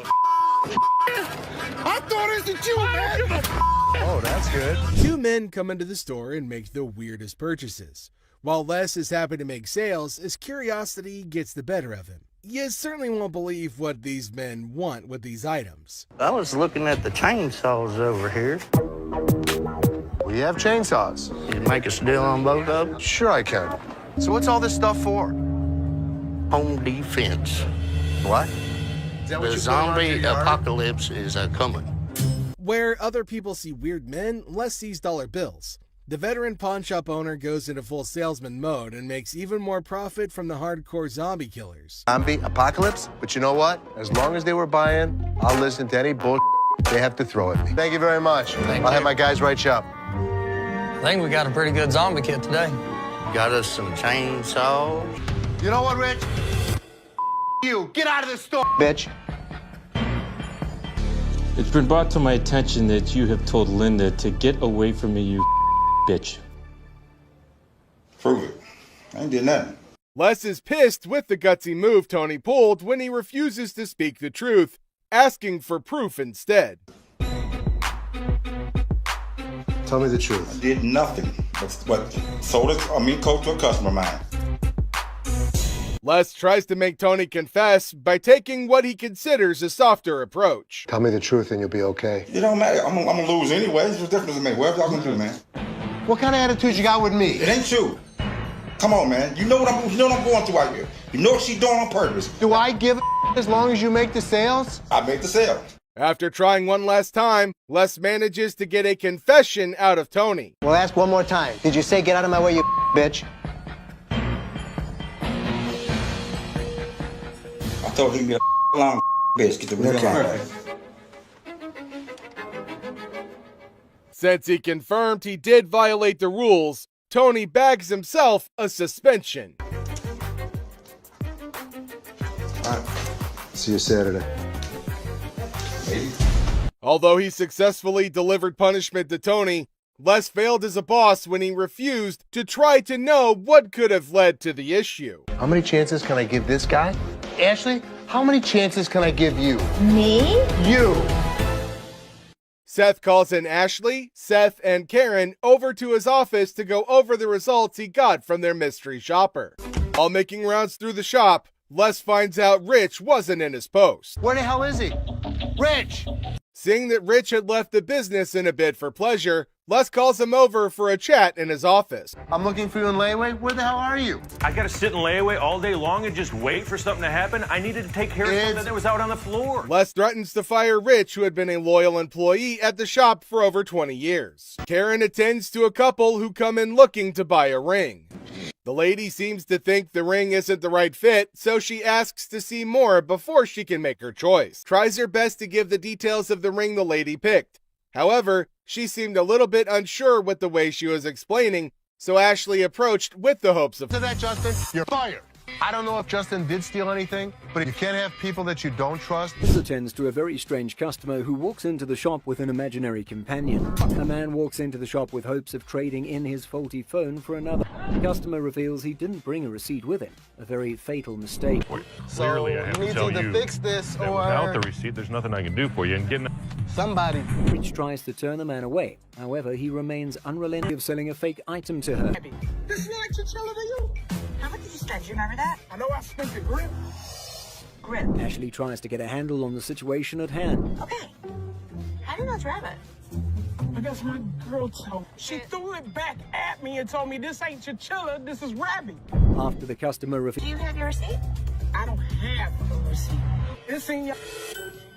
The receipt's in my... To confirm if she really bought the item from the shop, Ashley asks for a receipt. However, the woman maintains a confrontational stance. You sold me this real. I ain't leaving here until I give me... First thing in the morning, and this customer just decided he wanted to mess with Les. What the hell's going on? Hey, man.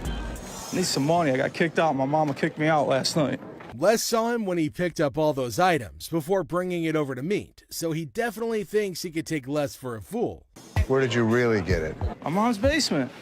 Tell me where you really got the vacuum. My mom's basement, man. Where do you think I got it from, fool? With how bold this guy's being, even going as far as insulting him, Les couldn't help but get even more furious than he already was. You think I'm that stupid that I didn't see you pull the off the floor? You, what are you gonna do? What are you gonna do about it, bald-headed? It's hard to believe Les actually let him stay that long. Normally, his security personnel would have yeeted the piece of crap out on the lot. Get out of my store. You understand what I just said? What are you gonna do if I don't? Do it.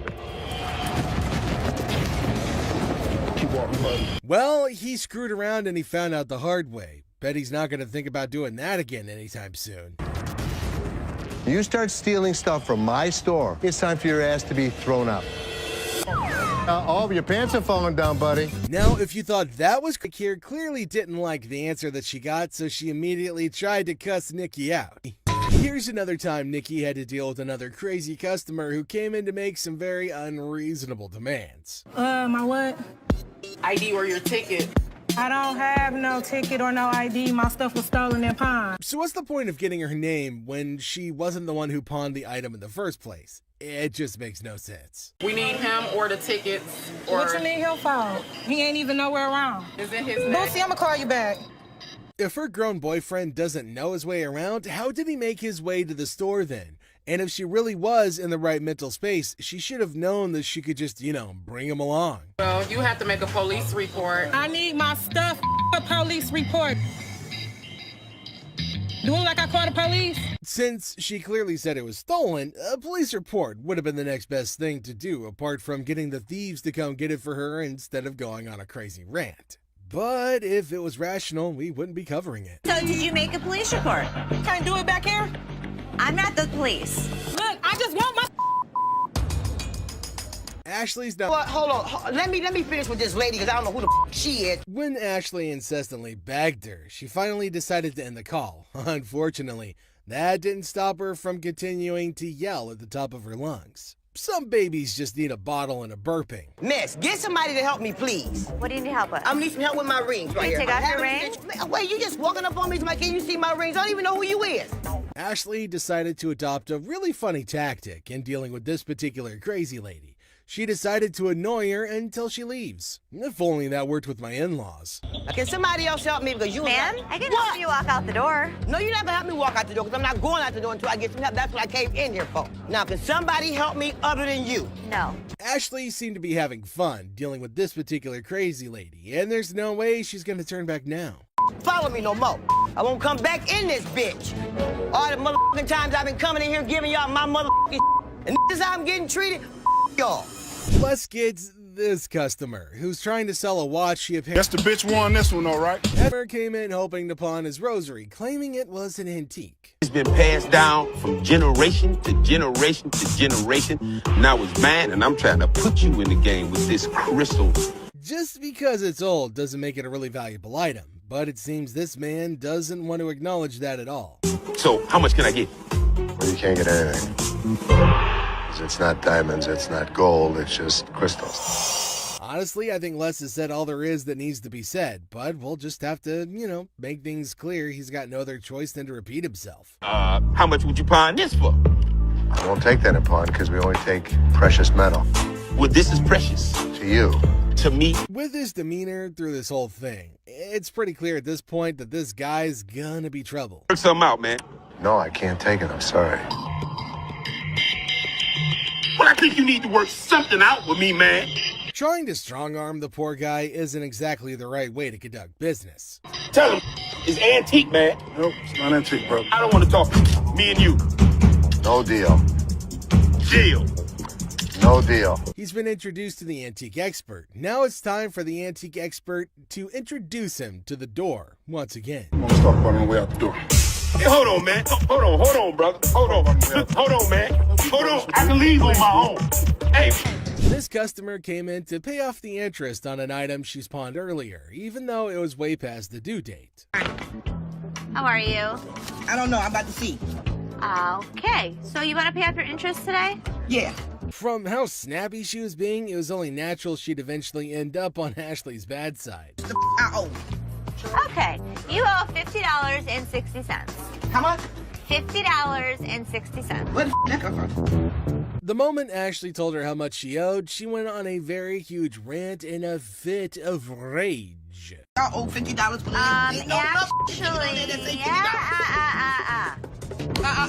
ass. I didn't know somebody that age knew so many swear words. Like, it was just, wow. She's speaking so fast that it's really tough to understand what she's trying to say at all. It's like nobody understands the words coming out of her mouth. Getting riled up and screaming spooks me out.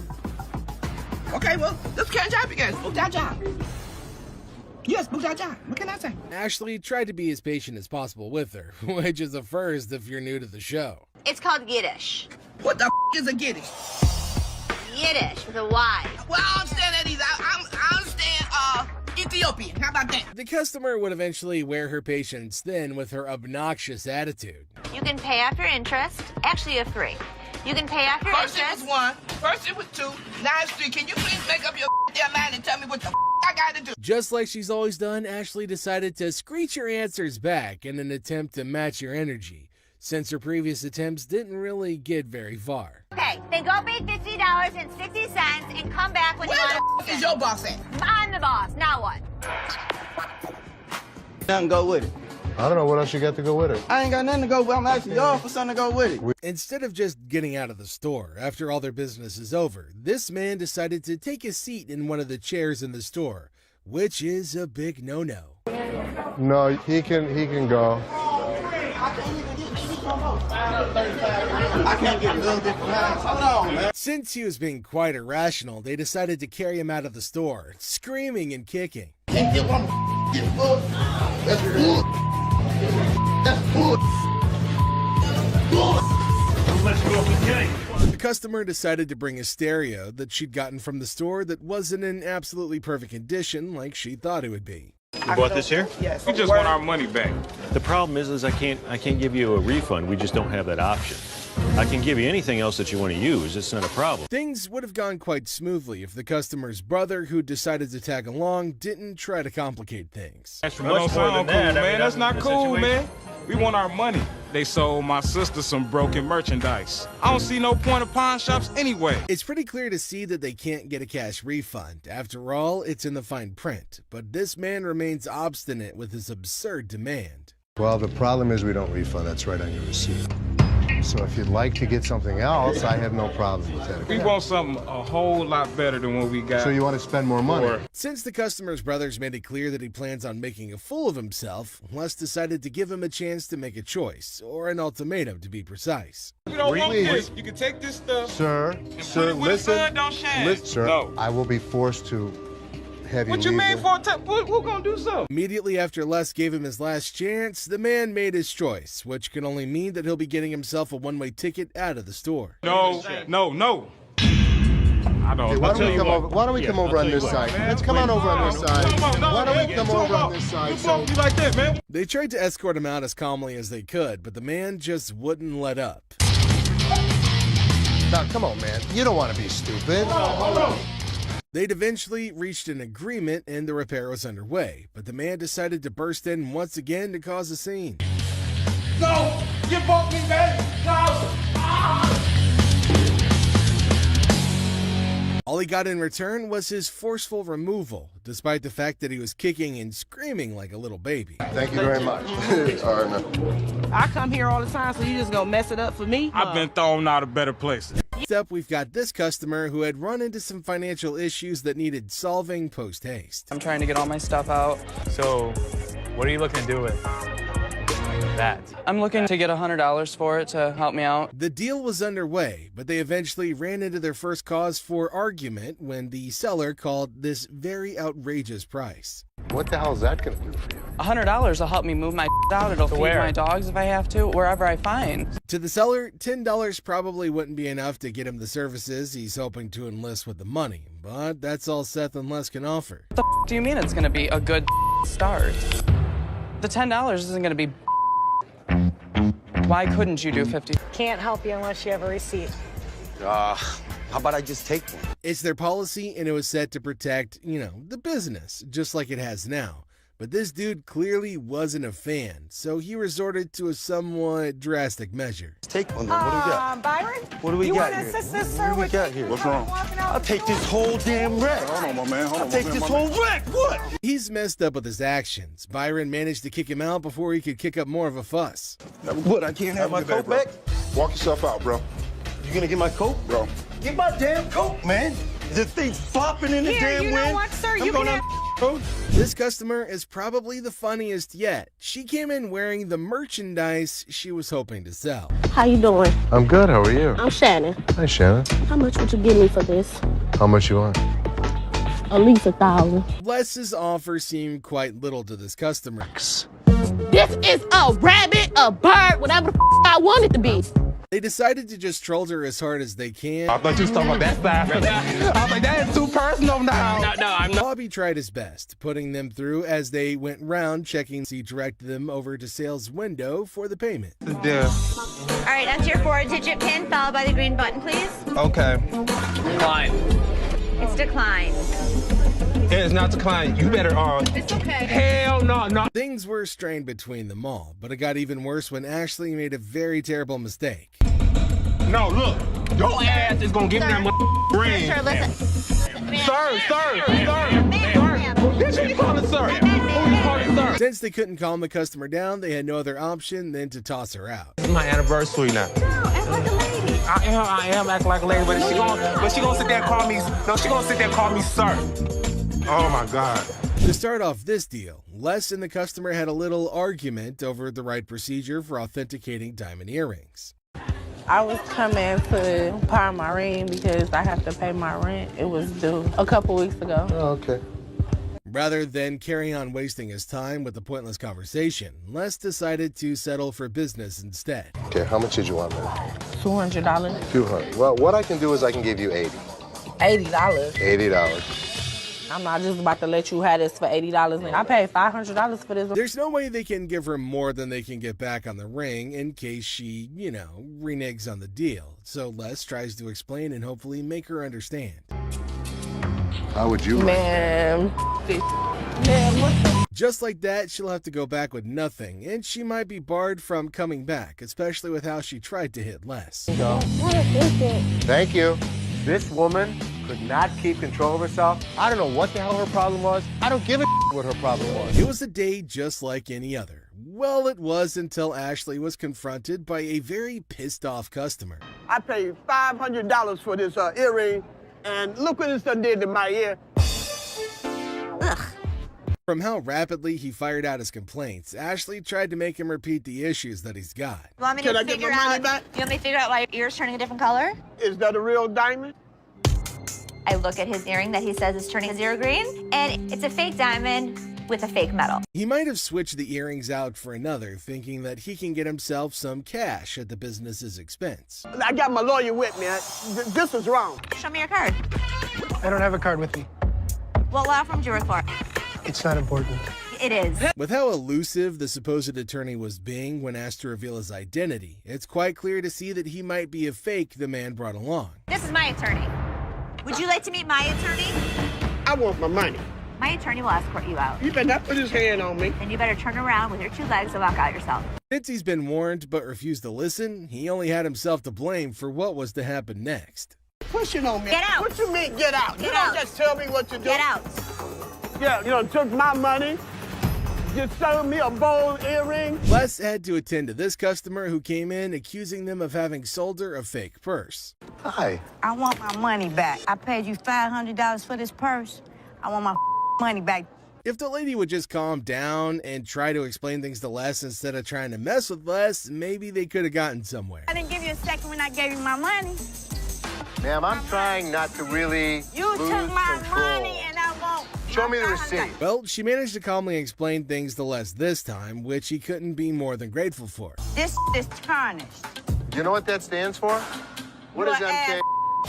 Lighting a cigarette in a store filled with items that could easily be set ablaze isn't exactly advisable, and despite their attempts to get her to stop, this lady remained obstinate. Get your hands off me. I'm not. Put your cigarette out. Put it out. Get your hands off me. Put your cigarette Get out. your hands off me and I'll put it out. With great confidence, rather than cave into her demands, Les made Byron S., an aspiring singer trying to build her own fan base with the wrong crowd, and a guy who thought he could get a job when he just showed up for the first time. These are the biggest clowns on Hardcore Pawn. First up are these customers who found a piano in the store that caught their eye. They got a bit too invested in it and caused quite a ruckus. Ah, they got it, my baby. It's still here. You can get on that thing. What's up, everybody? The decision to cut him off at that moment was definitely warranted, since the allegations against him could have cost him his job too. He's not the owner after all, just an employee. We used to chill all the time, man. I don't really have a clue what you're talking about. I'm saying, you said come in here, fill out the application, and you was gonna give me a job, man. You know what? And you said that I was going to hire you today. Yes, bro. Okay, well then let's make this real quick and simple. You're fired. Just like that, he probably set a record for the fastest hire and fire at that moment. I wasted my time coming up here. You know what? You're wasting my time making up these stories. Let me show you how security really works. Why would you Felix, leave somebody get him the out of here. That's security. Get Nice out. working with you. This customer dressed in this very elaborate costume came into the store looking to sell his earring. How can I help you? A genius idea of trying their hand at the slot machines that were lined up for sale. Come on! You're pulling off my shelves. Where'd you get the vacuum? Got it from my mom's basement. Where did you really get it? Going for bigger and better stuff. They even had the audacity to call that much money with a straight face, thinking they've actually done something right. It's about like 400. Same time you are. Have a good day. Although they walked out quite amicably, they made sure to make their intense hatred to the idea of getting sent well known. Oh, man! Man, why you break that, man? I didn't. I dropped it on accident, man. I didn't break it. After dropping their items, they ended up getting cussed out by this random customer too. It's definitely not their day at all. Get your ass out of here! Mind your own business. That's Detroit! I know what it is.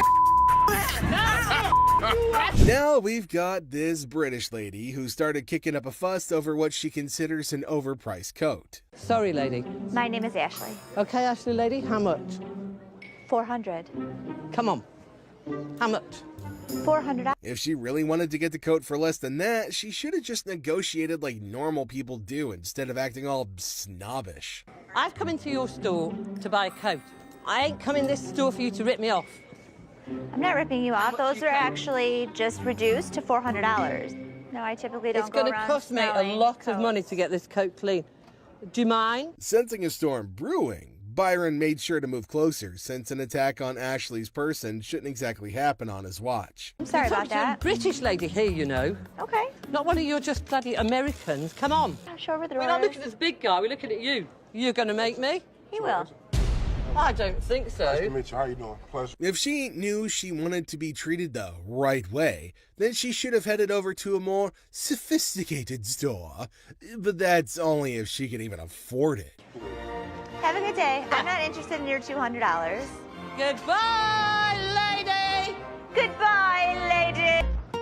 The only problem is that the TV isn't exactly worth the amount the customer called, and there's no way Les would even pay more than he should for an item. You're just pawning. I need more than that. I have to pawn this TV so people can help me move my stuff back in my mother's house. 100 is not going to do, sir. I need more than that. He probably thought smiling like a maniac would intimidate Les into giving him a deal, but that could never work. You about to cause me to lose my mother's temper. I don't need to call security. You don't need to call them. What you gonna do? If he directed the aggression towards the real party that hurt him, maybe he wouldn't have had to make attempts to get packed out of the place in the first place. Have a nice day. Yo. In this episode, the employees at the American Jewelry and Loan Store had no other option than to bear witness to the horrendous efforts at making music by this supposed aspiring musician. Hey, everybody, I'm Nikki J. Hey, y'all, I'm an inspired singer. I'm trying to make it to the top. We can hear you. Yeah, that's not what a cheetah sounds like, but it's definitely reminiscent of what a dolphin or a baby seal might sound like if it's being clubbed to death. Are you interested in purchasing it? How much? For you, 80 I bucks. want to sing a song. I want to be a star. It's time to go, sweetheart. I'm sorry. You are killing my dream. You is a dream killer. Oh my God. I mean, props to her for her dedication to her craft. She didn't even falter as she kept on singing her words at the top of her lungs. You is a hater. You is a hater. You is a hater.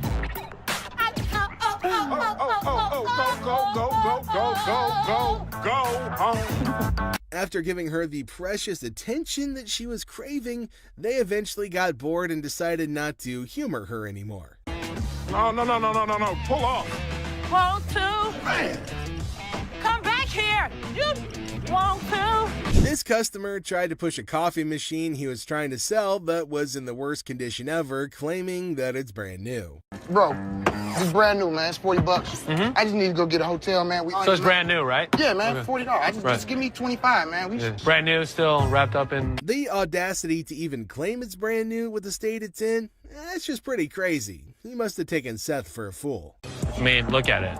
It's beat up, it's furry, and where was this? Outside the dumpster? His urgency is of no concern to Seth, who just wants to get him out of the store using whatever means necessary, since there's no way he can successfully sell it at all. I'm trying to give you a good when you started screaming.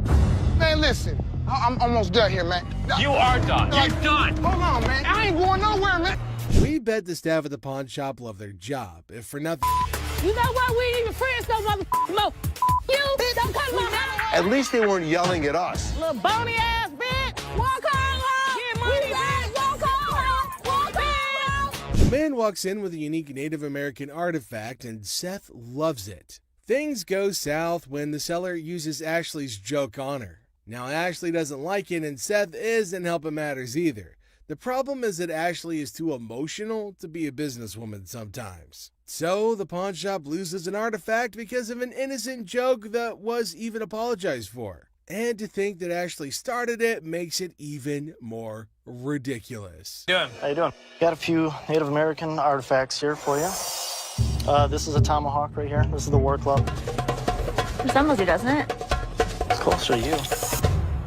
It is, right? It's the same color hair. $90? No, actually, I'm not interested. He was rude, Seth. He was just joking.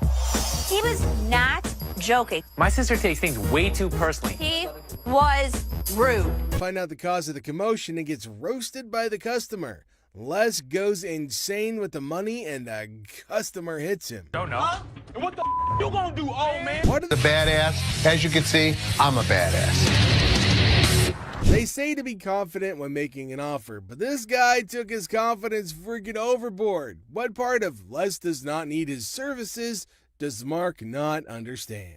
Do you have a company that does any of your, watches your lot or anything like that, takes any of the cars out? We do. Okay, how's that working out for you? It's working out great. I'd like the opportunity to maybe go over some paperwork with you. We don't have that problem because we have fences around the building. Well, we've done a couple other business around here. I don't think you're understanding what I'm saying. This is gonna be our business as well. No, it's definitely not going to be. I'm not interested. You old Here's man, the way you it's and you gonna guys work. are running this sale right here. Here's the way it's going to work, sir. You can leave nicely or we can throw your ass out. First thing in the morning, and this customer just decided he wanted to mess with Les. What the hell's going on? Hey, man. I need some money. I got kicked out. My mama kicked me out last night. Les saw him when he picked up all those items before bringing it over to meet, so he definitely thinks he could take Les for a fool. Where did you really get it? My mom's basement. Tell me where you really got the vacuum. My mom's basement, man. Where do you think I got it from, fool? With how bold this guy's being, even going as far as insulting him, Les couldn't help but get even more furious than he already was. You think I'm that stupid that I didn't see you pull the off the floor? Really was in the right mental space. She should have known that she could just, bring him along. Well, you have to make a police report. I need my stuff. A police report. Do it like I called the police. Since she clearly said it was stolen, a police report would have been the next best thing to do, apart from getting the thieves to come get it for her instead of going on a crazy rant. But if it was rational, we wouldn't be covering it. So did you make a police report? Can I do it back here? I'm not the police. Look, I just want my... Ashley's not one to back down from a challenge, so when this lady threatened to get violent with her, she immediately stepped up to that challenge. Hashtag popcorn. I'm leaving out of here. I get my now. I'm not leaving out here till I get my... Wait, man. The door's right there. Seems she was at least conscious enough to know that there's no way she could ever dare touch Ashley with security around. Kathleen! Okay. Oh, please. Bye. See ya. No. Next up is this crazy lady who came in yelling her lungs out in the store without minding the fact that she'd be inconveniencing others with her really loud bellows. Also, she might want to choke down a mint. I could smell that crap from here. Me like that, who the hell you think you talking to? No, I'm talking to you. You know what? I'm gonna come and show your bitch ass. If she knew she wanted privacy, then she could have tried to, make her call more freaking discreet. Ma'am. Hold on. Hey, lady, This is our... don't follow me. Do not follow me. Okay, well, I can't have you screaming like this, so what do you want me to do? You know what? Hold on. Let me finish with this lady, because I don't know who the she is. When Ashley incessantly begged her, she finally decided to end the call. Unfortunately, that didn't stop her from continuing to yell at the top of her lungs. Some babies just need a bottle and a burping. Miss, get somebody to help me, please. What do you need help with? I need some help with my rings right Can you here. take off your ring? Wait, you just walking up on me, like, can you see my rings? I don't even know who you is. Ashley decided to adopt a really funny tactic in dealing with this particular crazy lady. She decided to annoy her until she leaves. If only that worked with my in-laws. Can somebody else help me? Because you... Ma'am, I can help you walk out the door. No, you're not gonna help me walk out the door, because I'm not going out the door until I get some help. That's what I came in here for. Now, can somebody help me other than you? No. Ashley seemed to be having fun dealing with this particular crazy lady, and there's no way she's gonna turn back now. Follow me no more. I won't come back in this bitch. All the motherfucking times I've been coming in here giving y'all my motherfucking and this is how I'm getting treated, y'all. Les gets this customer, who's trying to sell a watch. The bitch won this one, all right? After reading through one of their ads, this lady came over to make a very odd inquiry. I was trying to find out because your sign was saying that I can get 30 days of free cash. Well, she read all right, but she didn't quite understand it at all. Came in hoping to pawn his rosary, claiming it was an antique. It's been passed down from generation to generation to generation. Now it's mine, and I'm trying to put you in the game with this crystal. Just because it's old doesn't make it a really valuable item, but it seems this man doesn't want to acknowledge that at all. So, how much can I get? Well, you can't get anything. 'Cause it's not diamonds, it's not gold, it's just crystals. Honestly, I think Les has said all there is that needs to be said, but we'll just have to, make things clear. He's got no other choice than to repeat himself. How much would you pawn this for? I won't take that in pawn because we only take precious metal. Well, this is precious. To you. To me. With his demeanor through this whole thing, it's pretty clear at this point that this guy's gonna be trouble. Work something out, man. No, I can't take it, I'm sorry. Well, I think you need to work something out with me, man. Trying to strong-arm the poor guy isn't exactly the right way to conduct business. Tell him it's antique, man. Nope, it's not antique, bro. I don't want to talk. Me and you. No deal. Deal. No deal. He's been introduced to the antique expert. Now it's time for the antique expert to introduce him to the door once again. Let's talk about it on the way out the door. Hey, hold on, man. Hold on, brother. Hold on, man. Hold on. I can leave on my own. Hey. This customer came in to pay off the interest on an item she's pawned earlier, even though it was way past the due date. How are you? I don't know. I'm about to see. Okay. So you want to pay off your interest today? Yeah. From how snappy she was being, it was only natural she'd eventually end up on Ashley's bad side. I owe. Okay. You owe $50.60.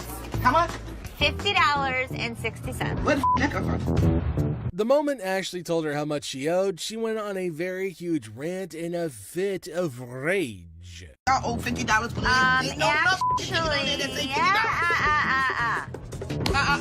ass. I didn't know somebody that age knew so many swear words. Like, it was just, wow. She's speaking so fast that it's really tough to understand what she's trying to say at all. It's like nobody understands the words coming out of her mouth. Getting riled up and screaming spooks me out.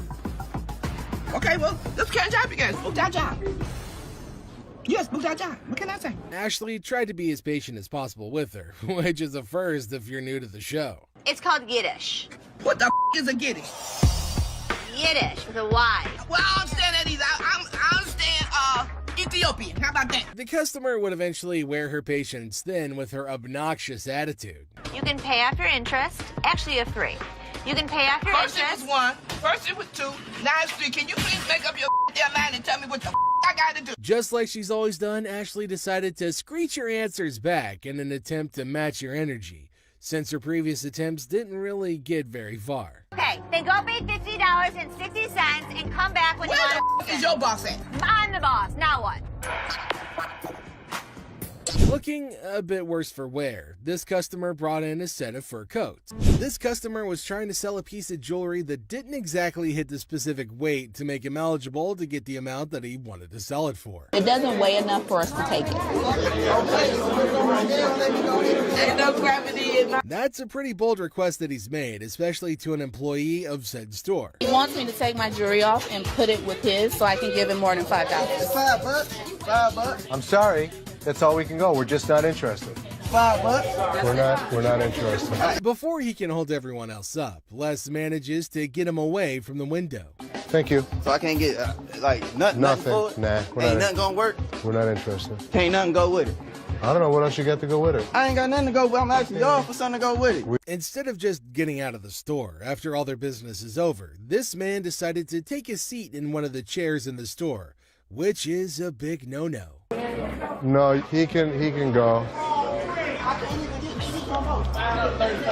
I can't get a little bit from that. Hold on, man. Since he was being quite irrational, they decided to carry him out of the store, screaming and kicking. Can't get what I'm getting for.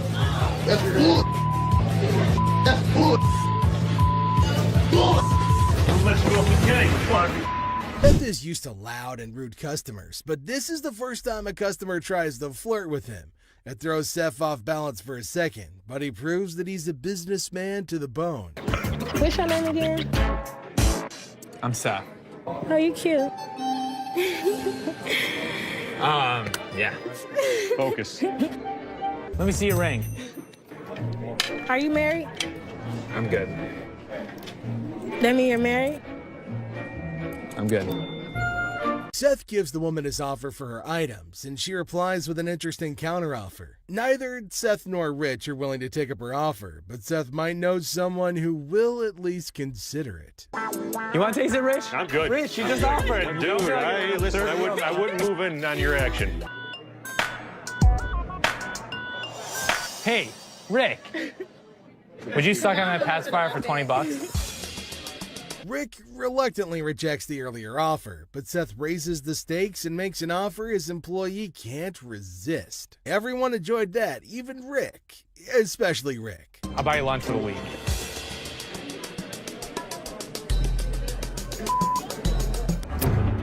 Ready?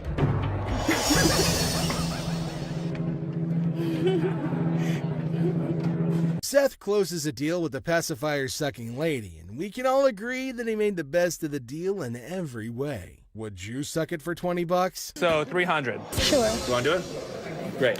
Thank you. For $300, she got a good deal and we got a good deal. This customer walks in with Travisky crystals. Seth has no idea what the hell these crystals are, but he knows what this woman has is not real.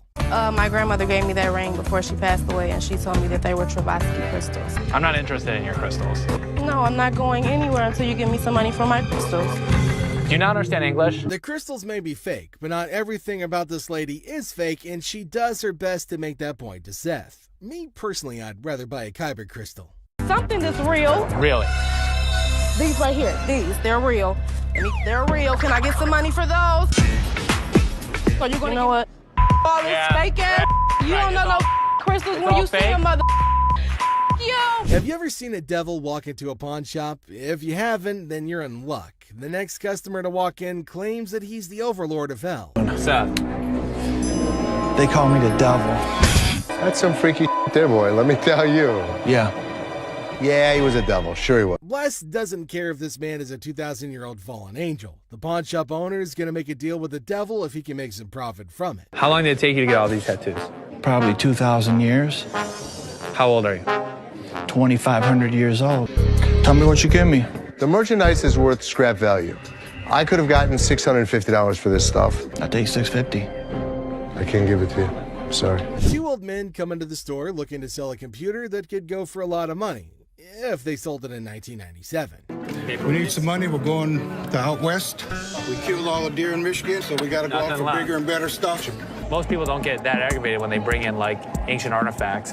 Yeah, people collect these. Oh, they're antiques now. Both men don't want to leave without any money, but one look at security changes their mind. But that doesn't stop them from stringing along a list of profanities at Les and Seth. 0. How many times do I need to tell you? We're not interested in. Leave the store. I'm not taking it.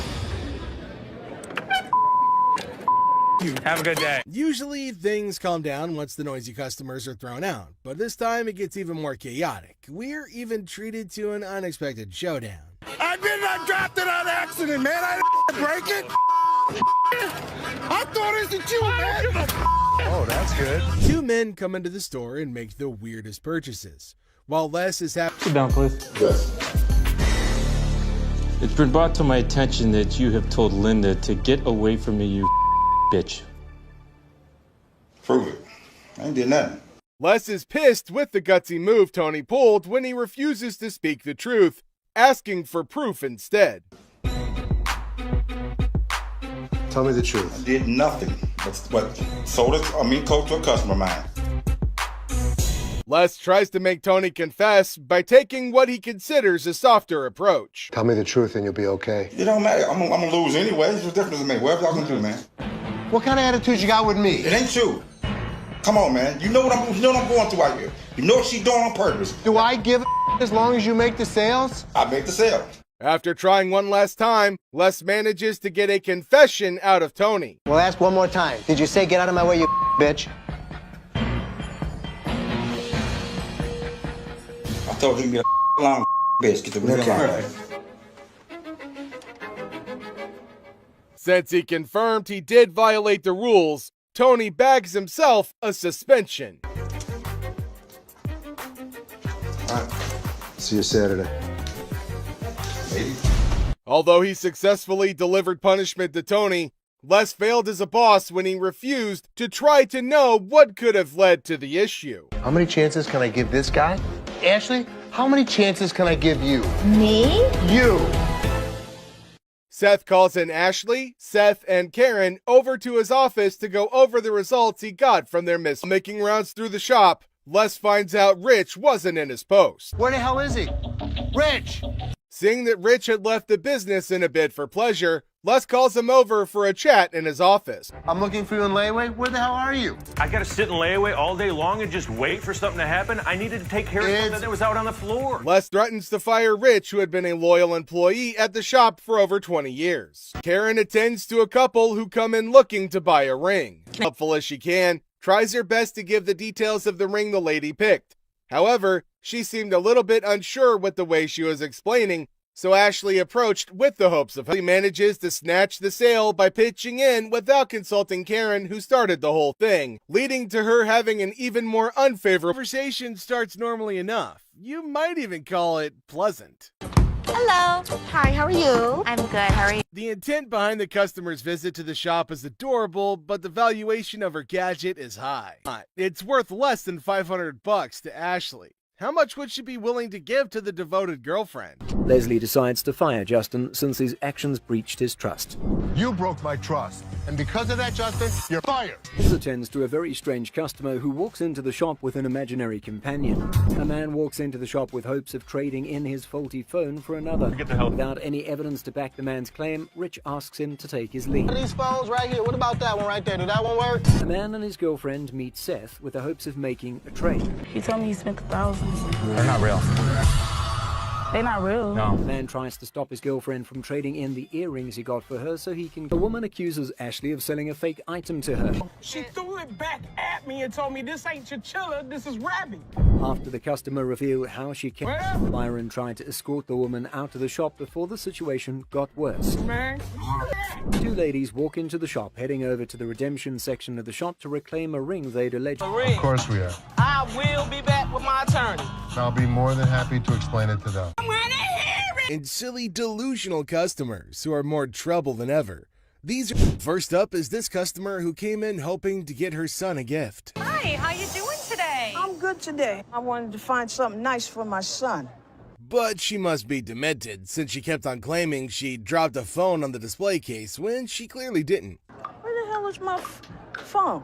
Something wrong? Yeah, my phone. I just let my... Did you take my phone? Take your phone. Things went even further south when she decided to accuse the lady standing right beside her of being a thief. Don't touch me, yo. You better get off because I... Get the manager. You don't touch me. When it devolved into a true scuffle, Karen had no other option than to kick the two out before they could cause even more of a disturbance. Yo, y'all better get this lady because I ain't got nothing, please, yo. listen, This crazy. Crazy. I'm out of here, yo. Through her clearly demented act, the lady managed to chase away a potential customer. Nobody don't got time for this, yo. Get this old ass lady. You better get my phone. You better mind your damn business. Man, go check your car. Quit beating up on that girl. The psycho lady was even ready to lay hands on her cane, to be precise on Karen, and she would have too if Byron the Bear wasn't there to put a stop to her shenanigans. You don't walk away with nothing. Just walk. Yeah, all right. Man, don't hurt nobody. And watch how you use that cane. Shut the hell up. You got grandkids?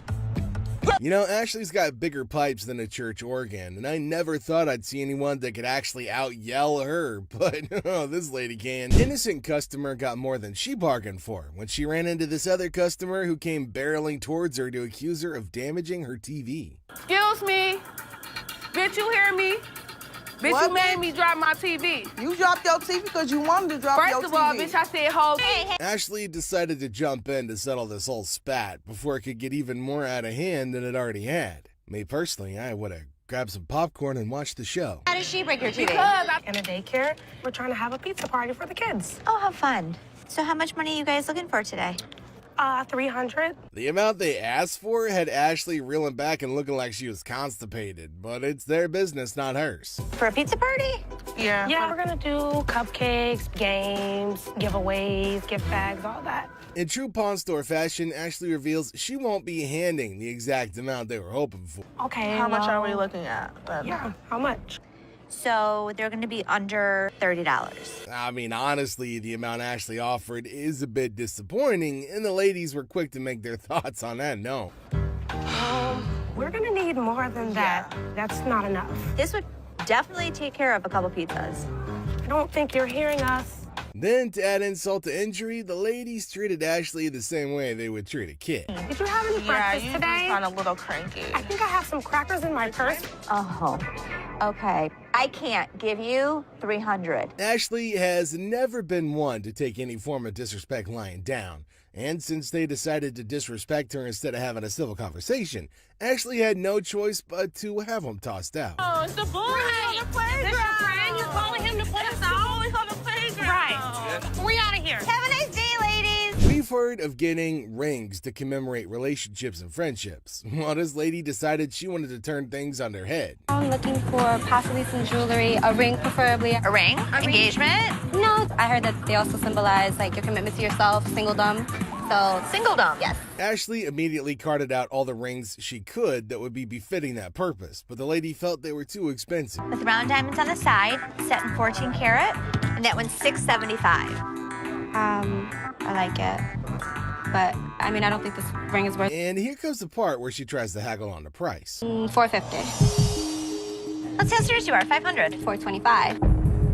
You just said $450. Well, if you're willing to go to $5, that means you're willing to go lower. That's just a really weird way of reasoning, right? Like, if she knew she wanted to cut that much off, she should have just said so from the jump. I didn't ask you what you do in Michigan. I asked you how much you wanted for the ring. I gave you a price. $425 is what I want to pay. It's honestly not that hard to figure out why she's single. It's most definitely her freaking attitude. Unless you have one that I'm unaware of, I want a man now. That's what I want to that's talk the only to. people you deal with? Yeah, it is.